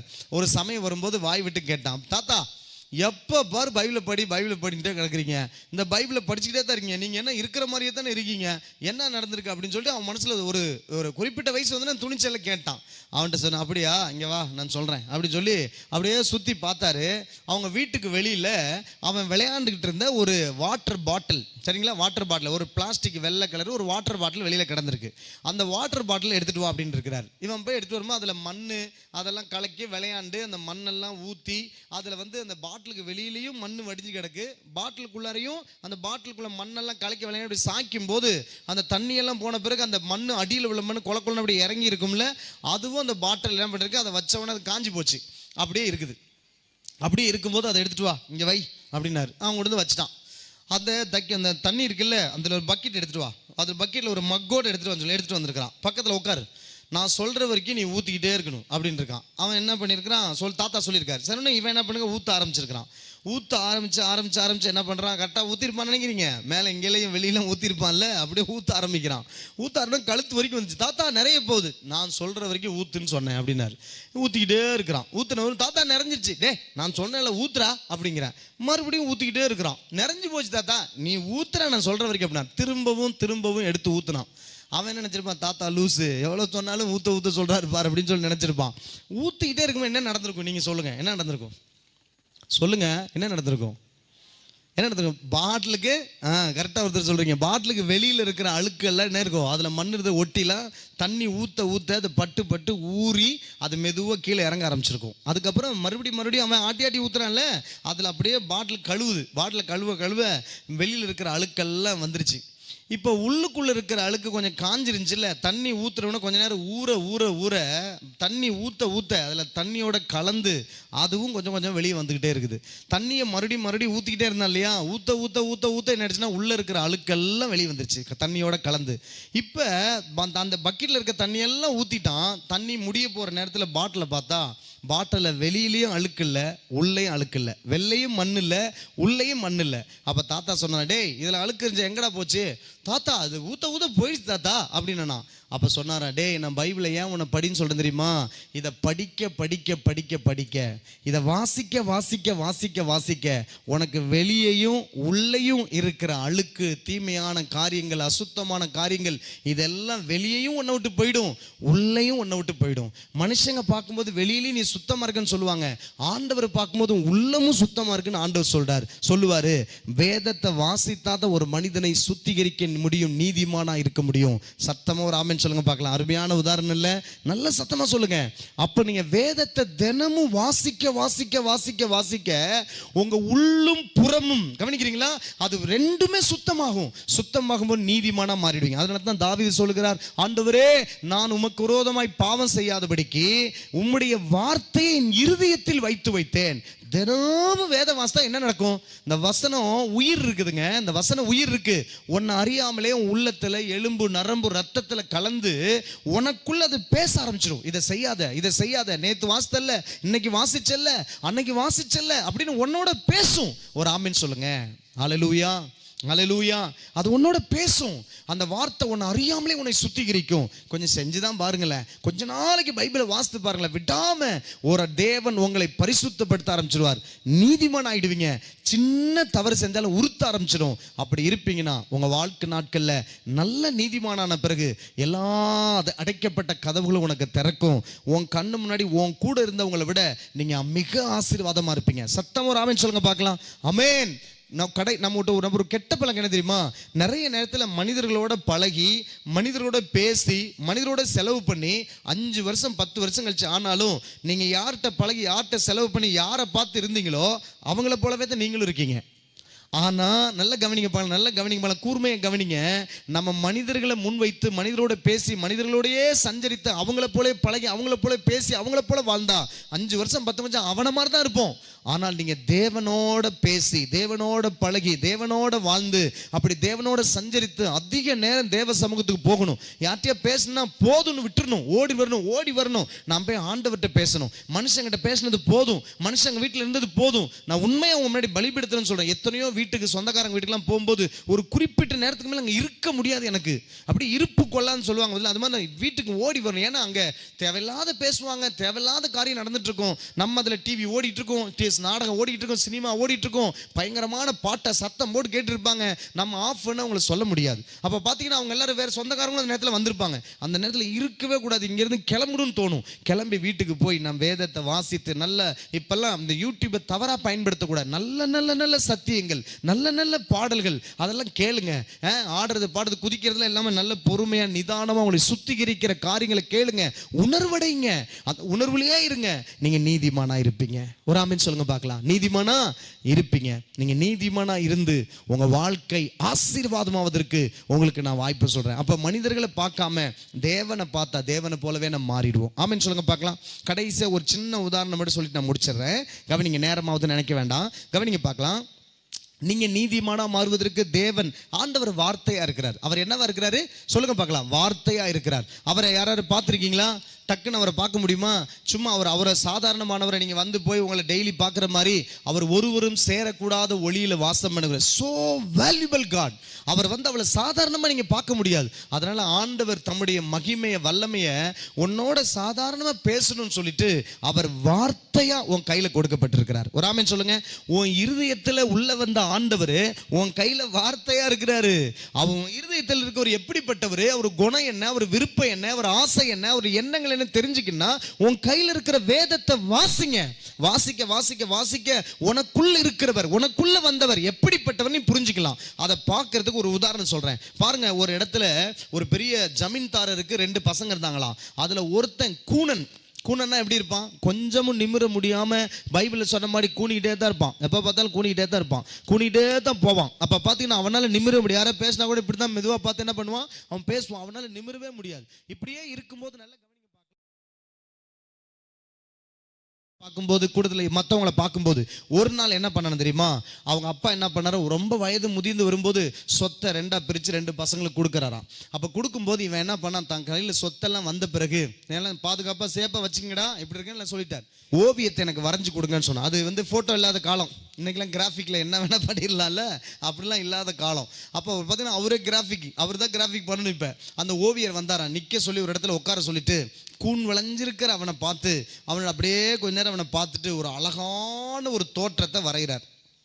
தோற்றத்தை வரைஞ்சி நல்ல திடகாத்திரமான, நல்ல நெஞ்ச நிமித்தி இருக்கிற ஒரு நல்ல ஆண்லகனை போல ஒரு படத்தை வரைஞ்சி இவனுடைய தலை, இவனுடைய முகத்தை அது மேலே அப்படியே அதே மாதிரி எங்களை பதிச்சு அந்த ஓவியத்தை வரைஞ்சி கொஞ்சம் கொஞ்சமாக கொஞ்ச நேரம் பார்க்க அதுக்கப்புறம் கொஞ்ச நேரம் கழிச்சு வந்து பார்க்குறான். வந்து பார்க்கும்போது ஆச்சரியப்பட்டு கொஞ்ச நேரம் பார்த்துக்கிட்டே இருக்கிறான். அப்போ பார்த்துக்கிட்டே இருக்கும்போது அவங்க அப்பா எங்கேயோ போன வந்துட்டார். ஏய் என்னடா பண்ணிட்டு இருக்கிற அப்படின்னு சொன்னா அந்த போட்டோவை பார்த்து நான் பாடுறா, ஆசையை பாரு உனக்கு அப்படின்னு சொல்லிட்டு கவனிங்க. நம்ம சொல்லுவோம்ல, ஆசை தோசை அப்பள வடை அப்படின்னு சொல்லுவோம். அது மாதிரி ஆசை வார்த்தையை பாரு, கூணனுக்கு பொழப்ப கெடுக்கு, நினைப்பு தான் பொழப்ப கெடுக்குன்னு சொல்லுவாங்க பார்த்தீங்களா, அது மாதிரி திட்டுறாங்க. அவன் அண்ணன் வந்தானா அவனும் திட்டுறான். இதை பார்த்தோன்னா அவன் என்ன பண்ணுறான், அந்த ஃபோட்டோவே பார்த்துட்டு இருக்கான். நான் நிமிர்ந்திருந்தா எப்படி இருப்பேன், நிமிர்ந்திருந்தா எப்படி இருப்பேன், நான் எவ்வளோ முகத்தை நிமிர்ந்திருந்தா எப்படி இருக்குன்னு பார்த்து ஆச்சரியப்பட்டிருக்கான். எல்லாம் பேசி முடிச்சு ஓவியர்களுக்கு காசெல்லாம் கொடுத்து எல்லாம் அனுப்பிட்டாங்க. இவன் என்ன பண்ண, வாங்கிட்டு போயிட்டு தான் வீட்டில் ஒரு இடத்துல அந்த ஃபோட்டோ வச்சுட்டு அங்கேயும் நின்று பார்த்துக்கிட்டே இருக்கிறான். இவங்க அப்பா என்ன பண்ண, இன்னும் நீ போகலையா, வேலையை பார்க்கல, என்ன இதே பொழப்பா இருக்குன்னு சொல்லி திட்டுறாரு. ஆனால் இவன் என்ன பண்ணாங்க, அப்பா சொல்லும்போது போகிற மாதிரி போய் மறுபடியும் வந்து பார்த்துக்கிட்டே இருக்கிறான். அவன் கூண் நிமிர முடியல, ஆனால் இப்படி கஷ்டப்பட்டு தான் பார்க்குறான். அதை பார்க்க அவனுக்கு அந்த ஆசை அவனை வசீகரிக்குது. அதை பார்த்துக்கிட்டே இருக்கிறான். பாருங்க என்ன நடந்துச்சு தெரியுமா, அவன் வந்து 1 நிமிஷம் 2 நிமிஷம் 5 நிமிஷம் 10 நிமிஷம் அரை மணி நேரம் 1 மணி நேரம்னு பார்க்க ஆரம்பிச்சிட்டான். யார் இல்லைன்னா அதுதான் அவனுக்கு டிவி மாதிரி, அதுதான் அவனுக்கு வந்து கதை புத்தகம் மாதிரி, அதுதான் அவனுக்கு இயற்கை காட்சி மாதிரி, அது ஒரு பெரிய நீர்வீழ்ச்சி மாதிரி அதையே பார்த்து ரசிச்சுட்டு இருப்பான். இப்படி இருக்க என்ன ஆயிடுச்சுன்னா, ஒரு நாளைக்கு பல மணி நேரங்கள் அங்கே நிற்க ஆரம்பிச்சிட்டான். அதை பார்த்துட்டு என்னென்னமோ கனவு கண்டிருப்பான். இப்படி இருந்தால் நான் ஓடினா எப்படி இருக்கும், நடந்தா எப்படி இருக்கும், ஒரு இடத்துல உட்காந்தா எப்படி இருக்கும், எனக்கு கல்யாணம்னா எப்படி இருக்கும், நான் வந்து ஒரு இடத்துல ஒரு ராஜாவானா எப்படி இருக்கும், என்னென்னமோ நினச்சிருப்பான்ல. அவனுக்குள்ளாரையே பல திரைப்படங்கள் ஓடி இருக்கும். அதை பார்க்க அவனுக்குள்ள அவனே கதாநாயகனா தெரிஞ்சிருக்கிறான். அப்போ பாருங்க, அதை பார்த்துக்கிட்டே இருக்கும்போது ஒரு சம்பவம் நடந்துச்சான். என்ன தெரியுமா நடந்துச்சான், அவங்க அப்பா அவங்க அண்ணன் சொந்தக்காரங்க வரும்போதெல்லாம் பொழப்பில்லாதவன் சொல்லி திட்ட ஆரம்பிச்சாங்க. ரொம்ப இந்த ஓவியத்தை தூக்கி வெளியே வீசுற பாரு, கிழிச்சு போடுற பாரு அப்படின்னு. ஒரு பக்கம் சொன்னாங்க, டே அவன் ஆசைப்பட்டு வரைஞ்சிருக்கான், ஏன்டா அதை கிழிக்கிறீங்கன்னு 1-2 பேர் சொல்லியிருக்காங்க. நிறைய பேர் இதை எடுத்து வெளியே வீசினா தான் இவன் திருந்துவான், என்ன பண்ணிட்டு இருக்கான் திட்டிகிட்டே இருக்காங்க. இது என்ன நடந்துச்சுன்னா, இவன் 1 நிமிஷம் 2 நிமிஷம் 5 நிமிஷம் 10 நிமிஷம் அரை மணி நேரம் 1 மணி நேரம் 1 நாள் 2 நாள் சொல்லிட்டு மாச கணக்கில் பல மணி நேரம் இந்த ஓவியத்தை பார்க்க முன்ன விட இப்போ அவனுக்குள்ள அவனே அறியாம கொஞ்சம் நிமிரவே நல்லாவே தலையை தூக்கி பார்க்கணும். முன்ன வலிக்கும்ல, அவன் பார்க்க அவனுக்கு என்ன ஆயிடுச்சுன்னா, தலை குமிஞ்சே இருந்தவன் இப்போ நிமிர்ந்தே இருக்கிறான். கொஞ்சம் நிமிரணும், கூன் மாறல. ஒரு குறிப்பிட்ட நாட்கள்ல அவனுக்குள்ள முதுகுல ஏதோ வலி, அப்புறம் அந்த வலி கொஞ்சம் போகுது, அப்புறம் வலி வருது, படுக்கும்போது என்னென்னமோ நடக்குது.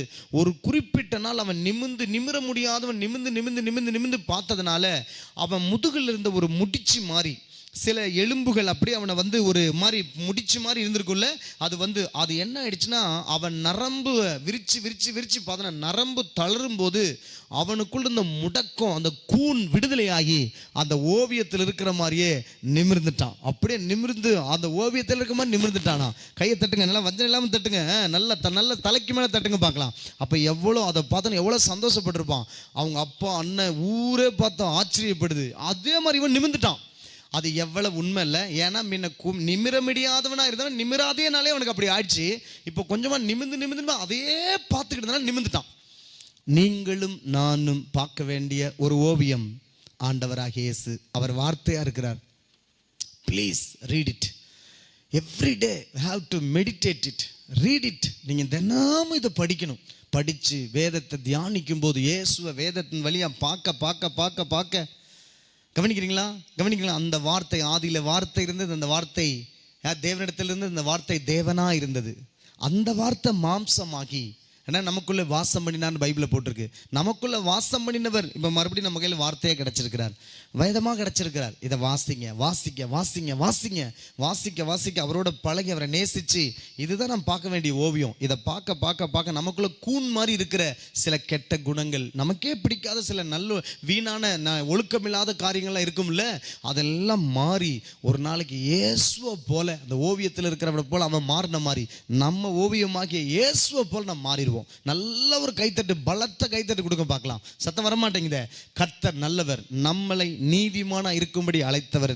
நீதிமானா இருந்துட்டா எல்லா நன்மையும் கர்த்தர் கொடுப்பார். இந்த 2026 உங்க வாழ்க்கையில சகல நன்மையும் பெற்று சகல ஆசீர்வாதத்தை பெற்று ஒரு குறைவும் இல்லாம அநேகருக்கு முன்மாதிரியா, அநேகருக்கு கொடுக்கிறவங்களா, அநேகருக்கு வேலை வாய்ப்பை உண்டாக்குறவங்களா, அநேகருடைய வாழ்க்கையை சொல்லி கொடுக்கிறவங்களா, அநேகருடைய வாழ்க்கை கட்டி எழுப்புறவங்களா நீங்க வாழணும்னு சொல்லி ஆண்டவராகிய இயேசுவின் நாமத்தில் உங்களை வாழ்த்துகிறேன். கர்த்தர் உங்களை ஆசீர்வதிப்பாராக.